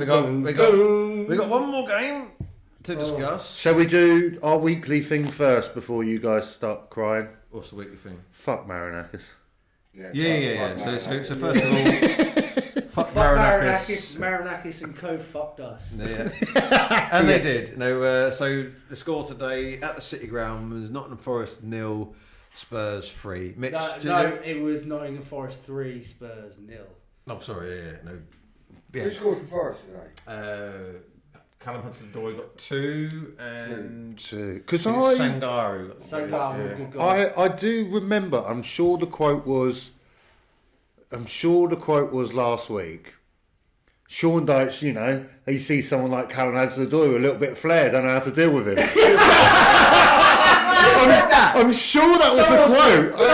Someone said, I don't know who it was. I don't know. I think that could have been. That sounds like something you. Sounds definitely not. Absolutely not. Absolutely not. 100%. Well, I don't even know who Hudson-Odoi is. We got a huge slice of humble pie today, and it was huge. What an absolute... It was a fucking disgraceful performance. Classic Tottenham Hotspur. Give you a little bit of hope with a few good results. You're like, okay, turn the corner, maybe things. But you look at the calibre of the teams we've actually beat. We've come up actually against a side today who I believe are quite good in the league position. Doesn't tell the story about how good they are. And they fingered us. Oh, can you talk fingers like Freddie? We got Freddie and we got fingers. Daddy, would you like some sausages? You got them. Yeah, we got fucking 3 sausages, mate. Do you want to? Shall we go through the goals as well? Yeah, absolutely. Second goal. Right. What a goal! Banger. But that's like a 1 in a million goal. Because he's cut across the end. He's done like the opposite way that Benjamin Pavard did in the World Cup. Yeah. Or anything like you never score that again. But the first goal, mate. So did you boys watch it? Did you always watch the game? Right. No, So Vicario's got the ball. He's got needlessly puts himself under pressure and takes too much time. Too much to time. release it. Passes it to Archie Gray like a straight ball, and On the a little bit hospital pass though. It was a hospital pass. So he's put Archie Gray under pressure, and normally, as you see many times, the goalkeeper will pass to a midfielder running towards the goal, and then they'll pass the ball first time out to a which Romero was there. Yeah, Romero was there. So Archie Gray, I think he panicked a little bit. He took a touch and he got pinched. Yeah, and then it led to a goal, but it was. Feel sorry for Archie Gray because he's a kid, and you really. I think recently we've got a few better results because he's been playing. And to be fair, he nearly scored at one point as well. He did. A very Dele Alli-esque kind of goal effort. Who's your backup goalkeeper? Kinski. Just as shit. Are you in a hunt for a goalkeeper? Yes. In January then? Because he was a fucking pony. Telling everyone for ages. I'd rather have Kinski in goal though. He made me a bit nervy in the big games. Brandon Austin. I'd rather literally Vicario. Like we should just let him go. Like Milan or Juventus apparently are after him. Really? Fucking take him. Yeah. Take him because apart from I think he would do a better job working at a fucking airport runway and scaring birds. Just fucking... the cunt is useless. Absolutely useless. So you think he's a better scarecrow than he is a goalkeeper? He's an inflatable arm wailing tuba. and What's a helmet? and And, it he's part of the leadership group at Spurs as well. Oh, Well, he I can't even fucking lead his own fucking penalty box. And He's then, shit. So The let's go on second the goal. second goal. The second goal. This I think is worse than the first goal. Yeah. So Callum Hudson-Odoi is like he's gone to cross it. You know, you can't say he's attempted that. Yeah. No way. So he's just got it, and it's floated over for Curry, and he's gone, oh shit, it's going in the goal. It's Shit, like go for it. he only starts panicking when it's nearly past him. Yeah. I know. It's like, what are you doing? Like, what, mate? It was you were saying Talk Sport absolutely murdered him. Oh yeah, they was murdering him. Where That's what's no. been rightly Well, fine. I was over there. I was watching the game on my phone, and I remember it going in, and all the Forest players are going over to celebrate, and Vicario's ended up on the floor, kind of looking out, and all the players haven't even looked at him. They've just turned around and just started walking back. Yeah, you know they're all just turning around going, you fucking Defensive belly. He's Like, done. Yeah. Who do you have next? We've got Liverpool, mate. Yeah, we've got Liverpool at home. We're going to No. get... Yeah. So No, we He's talking about could you get dropping in smoked. this relegation. I am not going to fucking argue with that because at the minute we just don't. We are a terrible football team. it's not football. We are a terrible football team. Do you know all the banter that we've been having over the course of the year? Oh yeah, but earlier in the season, if we went back 5 podcasts before, like you guys watch Spurs a lot, I don't. Yeah. And I was looking at the league table, Yeah. and I was looking at your position, and at that particular time, I was struggling to understand what your beef was. I don't watch Tottenham all the time. Now, obviously, that's coming out. I'm like, oh fucking hell, actually. they are quite shit. Yeah, The thing is that the players, and I think we said it once, though, the players think they're like 8s and 9s, but in real life they're like 5, 6, and 7s tops. Yeah. You know, it's really starting to show we are a terrible football team. You And know, what- and what I don't know whether that's. What is the problem? I can't put my finger on it. I Right, can't- so if we go... It can't be the manager. But if you go Because player every to manager player, you've they're had good. Hold has on. been Hold on, please. right. Here we go. Right. Here we go. Let's have it right. Story time. Here we go. Yeah. Jack Right, and so I- the current problem for what we are seeing on the pitch day to day. Right. So if you actually watch us play, there is no specific like what's our style of play. Fuck, no idea. Right, exactly. Oh, I don't think the players know. I think it goes to Kudus and then expect Kudus to do something. Kudus was terrible And today. when Worst player on the Kudus, pitch when today. Kudus wants to play, he's class. But he's very flip-flop. And today was one of them I told you he's a Marmite player. Yes, you did. Yes, you did. Yes, you did. And we are definitely seeing that. So, where's the directive for this style of play coming from? I really don't know. I can't Right, answer it's that coming. question. It's come from the bench and it's coming from the gaffer. And we see this week in, week out. This Turgid style of play. He's trying to implement a style which I don't think is befitting of a side which is challenging in the top half. It is like literally where we are now. Where are we now? Our 13th, 11th. 11th. It is like literally we're playing a style of play that is befitting of a side that will finish in the bottom half. How many points off Champions League are you?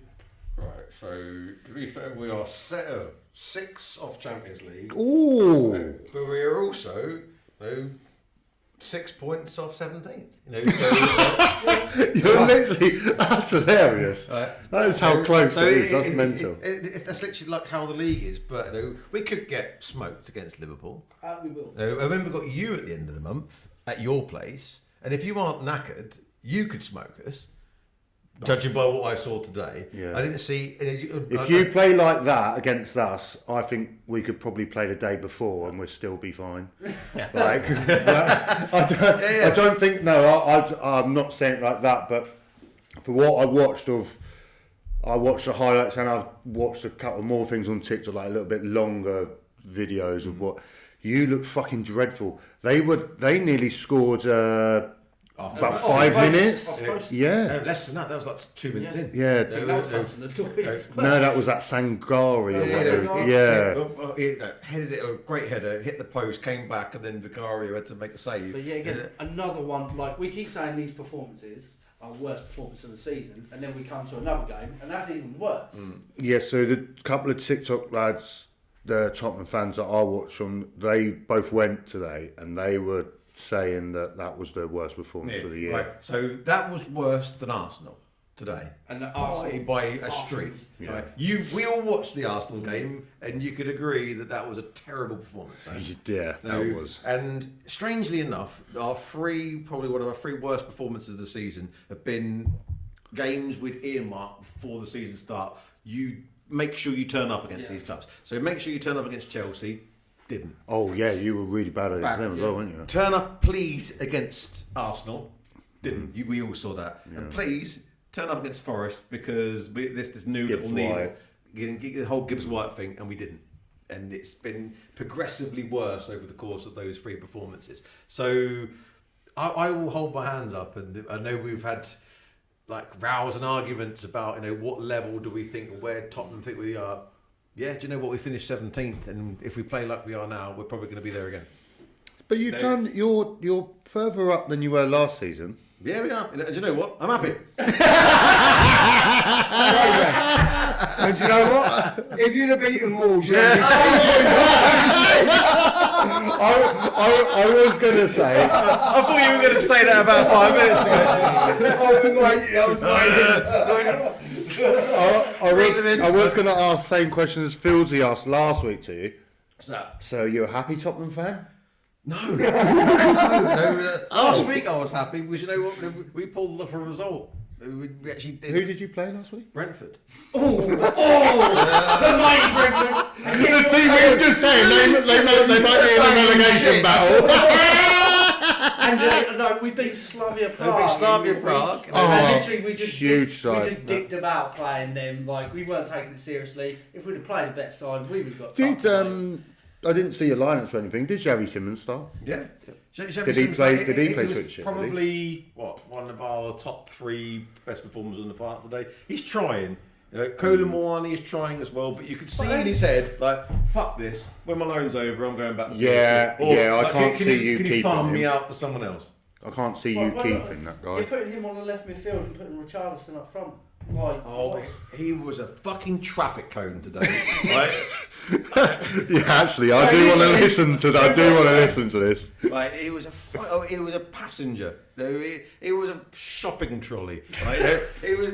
Oh no, the guy is made of bricks. Right, he's coming up to Christ at the old bit. This is brilliant. Right, he passed the ball into it. It just fucking bounces off harder than when the ball was played to him. His hold on play is non-existent. Non-existent. Right? The guy could finish. We'll give it that. The goal against Arsenal was great. We've seen him score some great goals, but he can't pass. He can't hold the ball up. Right. His positional sense is fucking shocking. He might as well be a defender. Right. He steals penalties off kids. He's got some good tattoos. Oh, don't. I've seen that when he takes his shirt off and got to put it back on because it's disallowed. I'd rather get a paper plane and throw it into the crowd. Whoever catches it could start up front. Why do you think Frank is still keeping him up front? Because I'm guessing Frank doesn't actually know his best team. Oh, well, yeah, but I'm guessing he is your top goal scorer this year, is he? I don't know. It's somewhere there or thereabouts. It's somewhere there or thereabouts, but you can't kid anybody. All right, you're sticking the ball in the back, and that's what you want your striker to do, I guess. But no, I'd rather put Dane Scarlett. I'd rather put why don't you try someone like that? Because Mr. Frank is risk averse. Well, I think there's a big risk playing fucking Richarlison up front. He's shit. There's a bigger risk in not taking a risk. And this constant double pivot, he's changed it recently because he's got slated for it, finally, of having this double pivot of Bentancur and Polinia, which is like two lumps of wood. Absolute planks. Play one of them because... Play one of them to keep it stiff, but then also... Polinia, you got to play Polinia. To be fair, he hasn't played that double pivot for a few games. No, because he's been bringing Archie Gray in, and Archie Gray actually bringing a youth, like what you've done with Freddie Potts. Yeah. Like, you actually have to bring someone... I know Gray didn't... An old head and some young legs, kind of. Yeah, I know Gray hasn't come through our youth system, Potts come through your youth system, and he fills the club. Whereas, people who are just picking up the wage and come from Uruguay, Portugal, whatever, they need to know, there's someone snapping at their heels, a little young guy, and he's out there performing and driving the team on. And I think this is something that we need to look at doing more. I think we need to find out if Dane Scarlett is actually worth his time. Because if not, you might as well get rid of him. Yeah, exactly. Exactly. But the thing is, though, we've done it with quite a few of our academy prospects over the years. We just haven't played them. The manager, Tim, thought, like, do you know what? They're just not good enough. What age was it when Kane eventually played? 20. He was 20. Oh, He was 20. He was 20 when he broke through. He made a couple of rando appearances. How old's Dane Scarlett? 21. Is he? Yeah. Yes. So it does need to get to the point where instead of loaning him out, and I take you haven't loaned him out this year? Not this year. No. He's had a few wonky But loans. is he even on the bench for you? Not really. See, that's what I can't grasp. If that, and I've got no problem with you doing what Kane did, is a prime example of what every top club should do with their own and bring them through. Like, do you remember when Man United did it with Welbeck and sent them to Sunderland? Yeah. Bossed it for Sunderland, came back with them and did pretty well for Man United. And as a whole, where everyone thinks Welbeck's a pretty decent Premier League striker. Harry Kane, you did the same thing. He went Leicester, Norwich. Did he go somewhere else as well? Oh, Millwall. But by the time it gets to 20, you then start bedding him in. Cool, that's the way to go. So if this Dane Scarlett guy is okay, or even got a little bit of nous about him, or might be able to put the goal in, try him. At least try him. This is the point. We won't, and we're not trying him. If he put him on for 10 minutes and he's falling over, he's getting bullied, and he's like, oh, do you know what? We gave him a go, and he's probably not quite good enough, but we can see that. We're not actually giving him any minutes. But thing is, I kind of get that when it would be like someone now. If someone at Palace came through as striker, he's probably not going to get in because you've got someone like your Mateta, and it looks like to change it. We got. But there'll always be opportunities at some point. See, this is what I can't grasp about you boys, because I think the one thing you're really missing is that striker that might do something. I don't mind that Kola Mawani, but I don't know. I think he's missing something. But Richarlison, he's shit, isn't he? No, you know, or he is this season anyway. So surely this is the prime time to go and try that. Try someone. I'm not saying for the whole game. I'm not even saying start him, but give him a go. Give him a go. I mean, look today. When you were 2-0 down, you've lost the game. You're at the City ground. Why? Why not? We're 3-0 down with 10 minutes to go. So hook him off. Put the young lad on. Yeah, but even if you're 2-0 down, you got half hour left to go. You're probably not winning that, or it's going to be hard to draw. You're away from home. And 2-0 down. Who does bring on 10 minutes to go? 2-0 down, 10 minutes to go. He brings on Ben Davies, Polinia, and Bergvall. Yeah, but Bergvall's the only one that's attacking. So why are you bringing those players on? He's doing like a scammer win. He's doing a Ruben Amorim. Absolutely. Need to change up the game. Let's take off a centre back. What the fuck? What? When has that ever changed? If you're playing Football Manager or FIFA and you need something to change the game, do you go, I better take my centre backs off? No, you don't. Like, the way to change a game, and I think, is to influence it further up the pitch where you want it to happen. To try and score a goal. Yeah. But you know what I found like quietly funny? Is that 10 minutes ago, 3-0 down, he brings Brennan Johnson on, like, oh, Gaffer, don't bring me on against my old club when I'm 3-0 down. Yeah. You'll be like, just leave me on the bench, mate. Yeah, can you imagine Brendan warm up? Fucking hell. Go on, get one of these energy things down you. But honestly, I'm going to ask Mick the same question you asked me. Are you Frank in or out? Out. Frank out? Yeah. You're in at the moment? I'm on the fence. It's probably too early to get rid of the manager, but as time is going on, it's like something's not. It's right. not is quite it the players building to the well, manager? is it? It's not gelling. So it's like something has to change in January. After January, and then we'll play a few more games, and then if the same shit's happening, then possibly we have to re-diagnose from there. Do you think it might even be the case that he probably stays till the end of the season? And then, unless something drastic comes down and you're sitting where you were last year, and then you see what his ideas are pre-season next year, you start him, see what he's like in September, October, then he goes. Yeah. Because I can't see you. What's the point of getting Frank?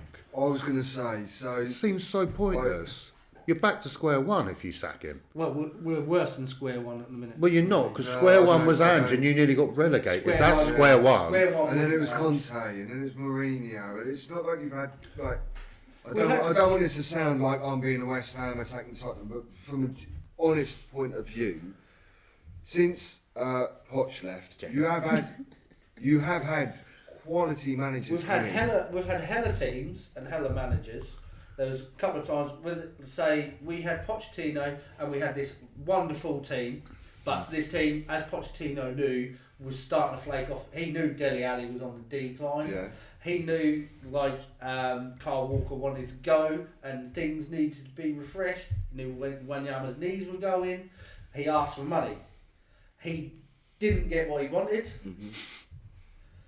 And he literally went into the 19-20 season and literally floundered. And instead of being like, okay, this guy... Do you think that he's honestly looked at that and thought to himself, do you know what?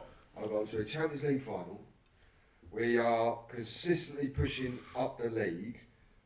And I want to freshen up my squad. You haven't given me the money, so I'm just going to flounder. I'm going to make them play a little bit worse. So you sack me? Do you honestly think he would have done that? No, he didn't do that. Right, that's what I mean. So, and my point is, right? Okay, Frank goes today. Who's coming in? Yeah, Who's coming in? Right. So for a wild card, and I said it to you a couple of weeks ago, and he's starting to come. This is before you say this name. I'm gonna put my money on it. This is gonna be a fucking rotter of a show. Have you read that? No, right. Go on. For something, an absolute wild card, Robbie Keane. Oh, hell, fuck mate. that! You might as well have Ryan Mason Thomas back. Frank can't do it. Fucking hell, that is a rotter. No. Who's Robbie Keane managed? You're currently, he's currently managing Ferencváros, but you're talking about. Oh, them. You must know The them. Hungarian team. I Yeah, don't actually doing really well when you're over league. Fucking hell. They're nearly as good as Bodo Glimt away from home. Well, yes, good mention. But no, you're talking about the old concept of Tottenham Hotspur a few years ago and then trying to marry up wrongly with what is currently happening. What is currently happening is Daniel Levy's tenure has come to an end and we are now seeing this absolutely horrendous mess that he's left us in. And we've now got... This is the same bloke, though, that backed Poch to get you to the Champions League. I know you hate Daniel Levy as I do our owners, but it's easy. I just don't know. Like I said to you, right, and this isn't a personal thing because we're a bit of a poison club. I think you're a poison club. I think Man United are a poison. Sometimes clubs are, I don't know whether it's the supporters, because we've got shit supporters, like you have shit supporters, but there's got to be something, because Thomas Frank, right, he hasn't won anything at Brentford, done a good job at Brentford. Postecoglou was a bit of a weird appointment, in my opinion. We had to go to Postecoglou. But there's got to be some. I don't know what. I don't know what it is. Do you know what? Broken. Do you know what I think is what? When you had Poch, I personally think you should have sort of stayed with that, purely because that's someone who will stay for a while. Yeah. So Conte was never staying for a long time. No. Jose was never staying for a long time. No, they came in, both of them, to do us a favour, 15 million quid. Yeah, but a favour isn't going to give you any sort of stability in a club. Everyone sits there and say, "Oh, but he stabilised the club." You need a bit of longevity with the manager now. Yeah, I and don't think you can expect a manager to come in and hit the ground running. But them managers were bought in because Daniel Levy, being tight as two coats of paint, literally, I don't want to spend any more money on this team. I have Dele Alli, I have Harry Kane, I have Heung-min Son. I believe Pochettino was wrong. So therefore, I am going to get rid of Pochettino and get that serial winner in charge in Mourinho and prove myself right. But you sacked him before finals. But, yeah, he did. So that can't be his mindset. I've got my own philosophy on that one. Because if you remember, that week of that final was the whole Super League. Yeah. And I think Mourinho has gone into Daniel Levy's office and said, "What the fuck are you doing? Entering into this Super League?" Like literally. Oh, it was right. It was the same as every single fan And did Daniel to all Levy's that. just gone, I'm probably going to sack you anyway. It's a few days before the final. If you win the final, it makes you harder to sack you, and he's just it gives you a bonus. He's just. But all that does to the fans is pretty much give a big finger to all the fans and go, what? But do you not think with the appointment of Frank, that is someone a little bit like what you got with Pochettino, someone from a little bit lower down the league who you know is a decent manager, and I feel like he's not leaving you to go somewhere else. No, do you know what I mean? You know why? Because he can't. Yes, because that's his first big job. It's a bit like Pochettino. But what I'm saying It wasn't like many other people were, certainly. Like when Pochettino was in charge of Southampton, there were like Man United were looking. Well, yeah, but Nobody was looking at Frank. This is my opinion of it, right? From an absolute non-biased point of view, right? this can be biased. No, it's not. I think you're going to stick with Frank, and I'll tell you for why. I do. I think part of the poison is because he hasn't come in and you're not challenging top 4 immediately, he's got to go. Right? That's the sense that I get. I know things are not good for you at the moment. I know that. Arsenal, when Arteta came in, were fucking shite. They weren't even in Europe one year, were they? Yeah, right. I think they came 8th one year. At some point, you, as from a Tottenham fan and as a business and the owners, and right, at some point you've got to look at it and think to yourself, do you know what, right? We need a fucking reset. We need a reset. We've got him in. He's not a bad manager. No, he's not. What we need to do is get rid of the shithouse cunty players that are fucking him over. Yeah. Leave his going, right? Let's just fucking play the Champions League, secure our Premier League, which you will, obviously. And at the end of the season, right, we strip the deadwood out and we fucking start again from a complete fresh slate. I completely He's not had a agree. fresh slate. I totally agree. He's That's only had my one opinion. transfer window, and we've also got was the a new league. hierarchy at the top, Yeah. who promised to Complete do transition to do new things as well. But I'm gonna kind of like come back at you with, well, not directly back at you, with something you said in this very podcast. Yeah. You didn't mind losing to Villa because they put up a fight. Yeah. Right. We've There's done. too many games where we haven't put up a fight, Correct. and that's what But is is that the because- irksome part of a lot of our season. But But you- is that partly because he's come in with a current squad, he's signed some players, but there's still work he needs to do. To Maybe Well, maybe there's rotten apples, and we just don't know who they I are. think there's some wrong. Yeah, but you've just said he doesn't know what his best team is, and I think you're both bang on there. I think he doesn't know what his best team is because I don't think he's quite worked out who the fucking idiots are yet. Yeah. But if he I think hasn't that's worked what that out yet, after being there for 3 months, then Mate, Mate, it's 3 Man fucking months. 3 mate. months. Man United have had dickheads running around for 10 years and still don't know which one of the Yeah. players are Wayne Hold on, fans. hold I think on. it's extremely harsh on Thomas Frank to come When- out when right you're- now. when you're- I It's do. because you want immediate success. no. I want to Yes. see my It team. is. I It's want to see immediate my team success. playing proper football. But I think but you give don't have the the man players the to play tools, proper football. and he will get you doing it. I think. Yeah, you I know, do. We have players. And you think Robbie Keane's going to come in and do it? Robbie Keane's Robbie doing it- fucking Keane He's doing in it with Hungary. Ferencvaros. In Hungary. Robbie Keane's doing it with Ferencvaros. Mate, come on, have a word with you. Arsenal Get in that corner and have a word with yourself. Just get in there. There's and a just go, fucking wanker! there's I'm a fucking wanker! mirror as well. Have a Right. fucking good long hard look at yourself and think what you've just said. Seriously, bud, come on. Who's his assistant going to be? Ryan Mason. No, who is it? It's someone like Stephen Glass, actually. Do you Oh, remember him? Fuck me. No. Time will prove me right. Thomas Frank is. Prove you right.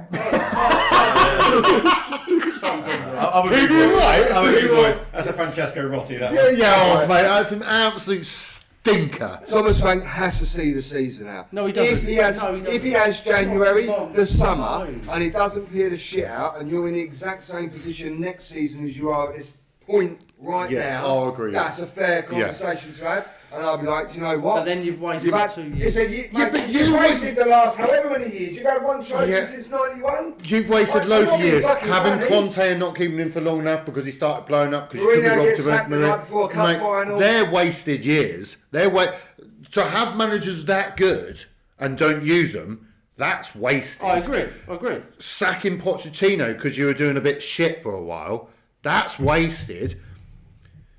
You sacking Frank, that's a disaster. fucking waste. Who the mate. fuck would want to go to Tottenham after you've sacked Mourinho, sacked Conte, got rid of Postecoglou after winning Europa League, and give fucking Thomas Frank 3 Football months? doesn't- Who the fuck unfortunately, is going to walk in the title and think, oh, yeah, this is my cup? This is how. Rob Edwards. This is how you think, and that's not reality. Managers know that it's short term. No, I don't think so. I think managers, some managers, if you're a Conte where you're already a millionaire and you don't really give a shit, I get that. If you're a Mourinho, to a degree, okay, but it's your reputation. But they come in and win it's stuff your and then fucking go. Reputation. Right, we're talking of Conte who's won Champions League, Serie A, Mourinho that's done the same. But Conte and Mourinho, the reason they were never going to be long things because they come in and win shit, then they go. Those people were completely different to your Thomas Franks, your Pochettinos, even probably your Ollie Glasner. And the only reason Ollie Glasner's probably going because he's done too well. Mm-hmm. But he's not come into Crystal Palace and gone, oh yeah, I'll win my cup with Travis and I'll fuck off somewhere else. God, no one's doing that. No one's doing that. But these people that you bring in, like your Contes, your Mourinhos, they are there and bought in to win a trophy and fuck off somewhere else. They're managerial mercenaries. That's basically what they are. But they win shit. But they So understand. I've got a good one here, right? Well, A question for you, Alex. go for it. When Pochettino was appointed manager at Tottenham from Southampton, Yeah, I'm going to hazard a guess he was probably a bit underwhelmed. absolutely. And then up until Because the they- point, because I wanted Frank the Bull. right. So my point being is and I think that you're right in what you're saying, in that Thomas Frank is a manager that done a difficult job at a club with no funds coming up and like doing what he done at Brentford to keep them in the Premier League. And I know they don't want you now, but I mean he done a good job with the tools that he had. Mm-hmm. Is that not a similar sort of level that Poch was at Southampton before he went to Tottenham? I don't know. Yeah, I think I would say it's pretty much the bang on same sort of person. Right. And- My take on your question is, Pochettino, you knew what you got with him. He is a 4-2-3-1 merchant, attacking based football, loves the blood in the youth, right? And you knew that he played it every single game. You knew what you got with him, and he was perfect and tailor-made for what Daniel Levy's business model was for the upcoming future, knowing the stadium is going to be built. So he ticked every single green box going. So that's so as the fans, we were like, we would have like to have someone with a bit more winning pedigree, but it transpired to be not successful trophy-wise, but at least getting something to tune out of the club a little bit in the transition period from the new stadium. That was my opinion at that particular time. And you think Pochettino, he came in and he was responsible for what, like 60% of all England debuts over the course of 2 years. Just him. I may be wrong with part of the stats there, but we knew what we got with him. But then fast forward a few years and we've got Conte, like you say, and Mourinho, and they're not there for a long time, they're there for a good time. It was going to end badly, it was going to end in tears, but hopefully it was a trophy. That's what Daniel Levy, he's took a punt, going, all right, I'm going to get you for 2 years, I'm going to throw a bit of money your way. Not enough money for them, who Conte and Mourinho want hundreds of millions of pounds spent. He only gave them 50. Now, we wanted Bruno Fernandes. I've got we got Jensen Fernandes. So, and this has happened. A litany of players that we wanted to get. Daniel Levy gave us the B and C list option. So, circling all the way We had back round. Sadio Mane in the training ground ready to sign, but you know what? We're going to go get George's Kevin and Kudu. No, rotter, absolute rotter. That's mental. It is, and we got offered Jack Grealish for 25 million. We offered 3 million plus Josh Onamoa. That's what we were dealing with. We're dealing with dildo dickhead that you've got over there with no hair. No, it's that's who we've had, and I don't know where we go from here. I really don't. With Thomas Frank, you have to give him a bit of time. Maybe give him to the end of the season. Give him another transfer window. Give this new regime a little bit of time to blood in their philosophy. January's a wonky transfer window anyway, so we're not going to make major moves because everyone's expensive. A £50 million player, you have to spend 75, and then all the way across the board. So maybe March, and you think you might as well give them to the end of the season from there. But at the minute, you've seen it with your own eyes. It's not great. No. And what is the problem? I don't know. But we are over 2 hours. Are we? Oh, God damn! Is there any more games to be? Right. So we'll finish up last comments on Spurs, and then we'll have a quick one on Nottingham Forest. Last comment on Spurs is just not good enough. Yeah, I don't think it's not good enough, and I really don't know what the answer is, and we are a fucking terrible football team. My thing would be patience. That would be my patience. And you may be right. It's just you know what our fan base is like. We're not instant success. I think just give him a bit of time to work out who he should have in that squad and who he hasn't. You are playing Richarlison up front. You've got no Solanke, who was bought as your star striker.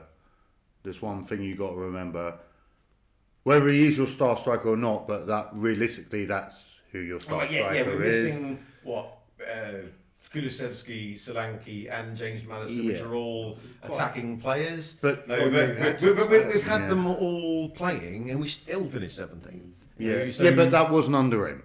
What I'm saying is, give him some time. I think even give him till next October. All right, okay. Right, so quick little word on Nottingham Forest after today. They've, I know you wanted us to beat them. Sorry? You wanted us to beat Forest. Yeah, absolutely. Just for the sake of your own football team. Yeah. That puts them up to 18 points in 16th place now. No way near out of the mud yet, but we've said they're going to get there. They'll be hard to beat. Yeah, that'd be hard to beat. I really wanted you to beat them as well. Well, I know, because Chris Marinakis is a prick. Yeah. And it's trickle-down economics all the way through the club. We couldn't beat an egg. No, we couldn't. Shit. Right, okay, so... And that is the final word on top. They'll stay up. No problem. So let's quickly go on to tomorrow's game, which is Monday night's fixture, which is Manchester United versus Bournemouth at Old Trafford. You need to quickly give a prediction. Man United versus Bournemouth at Old Trafford. Bournemouth in 3-4. Man United sneaking up, still not great. Man United dodgy on a Monday night, but I'm still going to go 2-0 Man United. 2-0 Man United. So just for all the viewers who will see this after the Man United game, we are recording on the Sunday night, so he's not just looked at the fixtures and gone, that's what I predict. Cheeky bastard. Yeah, cheeky bastard. So what do we all think? Ironically, I have to agree. I think United are going to win. I think Bournemouth in 3-4. Yeah, I think I did predict a Man United win, but I think I went 2-1 United. A 1-1 wouldn't shock me, to be fair.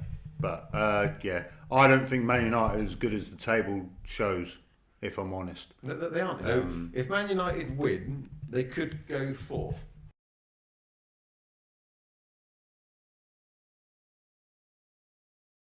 Yeah, they go above us, don't they? Yeah, they go. Yeah. Actually, no, they've got a inferior goal difference to Chelsea. They can go fifth, level on points with Chelsea. Yeah. And I think Man United have been poor. Yeah, they have. But like the game against you, you played them off the park for 88 minutes, but they scored in the other two. Scored 2 shit goals, but even we need to win against them. 3 point. What I mean is that that's how poor they are. Yeah. We was away. They aren't as good as they think they are. No. I think, I don't think they're good. Yeah, but I don't know. I think their fans suddenly now have got to the grips that they could challenge for the Champions League. Whispers. The best thing they can do, hopefully for all of us here, is keep hammering. Yeah. Because no one has, other than Conte, who's a world-class manager, best you've ever had, is win a league with 5 at the back. And I'm pretty sure Conte was never switching his fucking centre-backs on the 80th minute just to try and change up a game. So, be aware of it. I think it's just my hatred for Man United. That's why I love Man City. They smashed us 3-0 today, and I just fucking hate United. They're shit. I think we all hate United, and us all supporting London clubs. When you do Old Trafford away, mate, it's just a race back to fucking London because none of them are from Manchester. Wankers. But is it because Man United were just so successful for the best part of 2 decades? Yeah, and they just me growing up, that's what it was. All it was.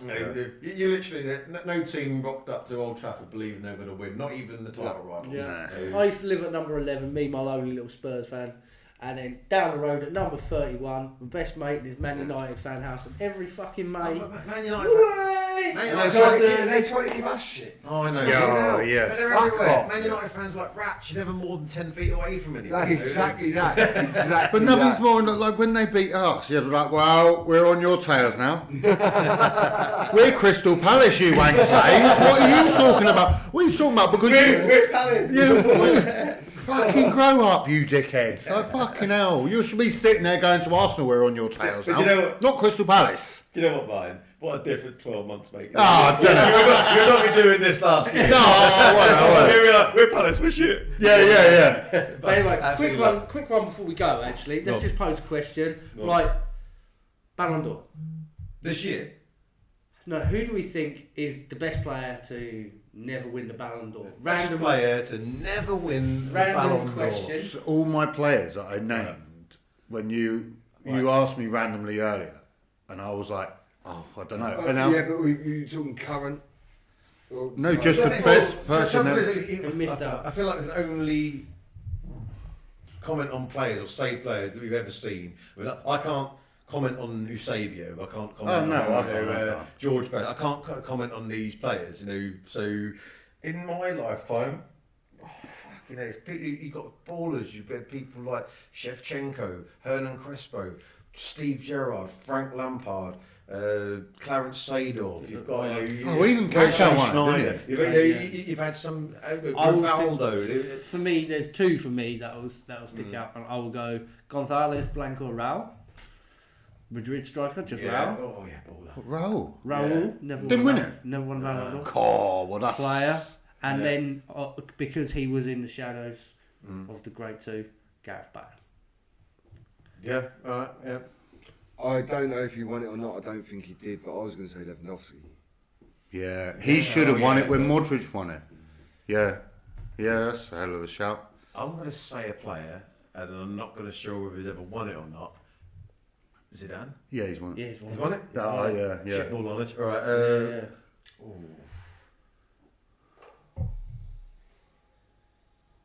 Go on, say yours. I don't have one. I'm going for yours. Right, I'll go then. I'll go Wayne Rooney. That's a good shot. Yeah, it's a great shot. I'm probably going to agree with because. Oh no! Don't be boring. I could agree with both of them. You got to pick your own. Alright. Fucking hell! Come on. Who put 50p in you? You did. You just poured them. Oh, pressure now.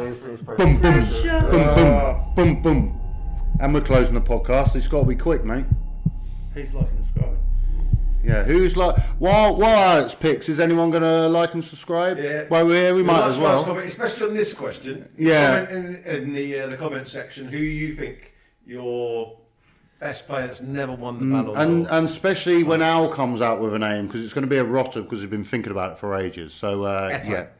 Samuel Eto'o. Oh, that's a good shout. Good shout. Damn, I was hoping you were going to say something like Beto. It sounds like he did say it. Can we go back on that and rehear? I'm sure that was Beto. Yeah.